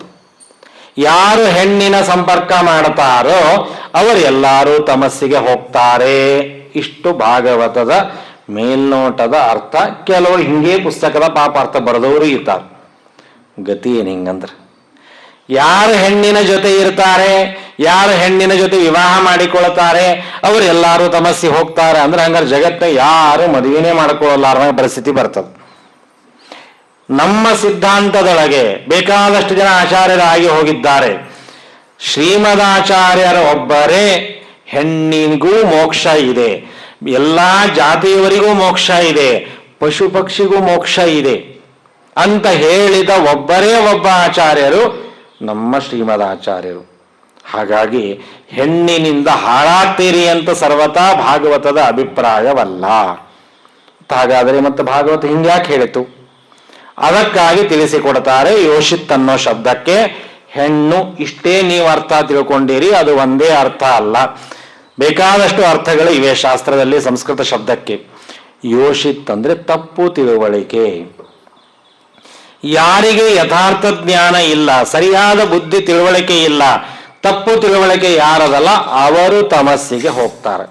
ನೋಡಿ, ಈ ಅರ್ಥ ಶ್ರೀಮದಾಚಾರ್ಯ ಹೇಳಲಿಲ್ಲ ಅಂದ್ರೆ ಇಡೀ ಸ್ತ್ರೀ ಸಮಾಜವೇ ಇವತ್ತು ದೊಡ್ಡದಾದಂತಹ ಅನರ್ಥವನ್ನ ಅನ್ಯಾಯವನ್ನ ಅನುಭವಿಸ್ಬೇಕು. ಎಲ್ಲರೂ ಶ್ರೀಮದಾಚಾರ್ಯ ಮೇಲೆ ಭಾಗವತದ ಮೇಲೆ ಸ್ಟ್ರೈಕ್ ಮಾಡ್ಲಿಕ್ಕೆ ರೆಡಿ ಆಗಬೇಕು. ಆದರೆ ಸರಿಯಾದ ರೀತಿಯಲ್ಲಿ ಭಾಗವತವನ್ನು ನಮಗೆ ತಿಳಿಸಿಕೊಡುವ ಮೂಲಕವಾಗಿ ಸಾಧನೆಯ ಹೆಜ್ಜೆಯನ್ನು ಬಹಳ ಸುಂದರವಾಗಿ ತಿಳಿಸಿಕೊಟ್ಟಿದ್ದಾರೆ. ಇನ್ನೂ ಅನೇಕ ಉಪದೇಶಗಳು ಉಂಟು, ಸಾಯಂಕಾಲ ತಿಳಿಯೋಣ. ಇಂತಹ ದಿವ್ಯವಾದ ಸನ್ನಿಧಾನದಲ್ಲಿ 2 ಶ್ಲೋಕಗಳನ್ನು ಸಮರ್ಪಣೆ ಮಾಡುವ ಸೌಭಾಗ್ಯ ದೇವರ ಗುರುಗಳ ಅನುಗ್ರಹದಿಂದ ನನಗೂ ನಿಮಗೂ ಸಿಕ್ಕಿದೆ. ಪ್ರತ್ಯಕ್ಷವಾಗಿ ಕೇಳುವಂತಹ ತಾವೆಲ್ಲರೂ, ಆನ್ಲೈನ್ ಮೂಲಕವಾಗಿ ಕೇಳುವಂತಹ ಪ್ರತಿಯೊಬ್ಬರೂ ಕೂಡ ವಿಷ್ಣು ತೀರ್ಥರ ಉಪಕಾರ ಸ್ಮರಣೆಯನ್ನು ಮಾಡುತ್ತಾ ಈ ಶ್ರವಣದ ದೊಡ್ಡದಾದ ಸತ್ಕರ್ಮವನ್ನು ಗುರುಗಳ ಮೂಲಕವಾಗಿ ದೇವರಿಗೆ ಸಮರ್ಪಣೆಯನ್ನು ಮಾಡೋಣ. ಮತ್ತೆ ಸಂಜೆ ಎಲ್ಲರೂ ಸಿದ್ಧರಾಗೋಣ. ಶ್ರೀಕೃಷ್ಣ ಅರ್ಪಣಮಸ್ತು.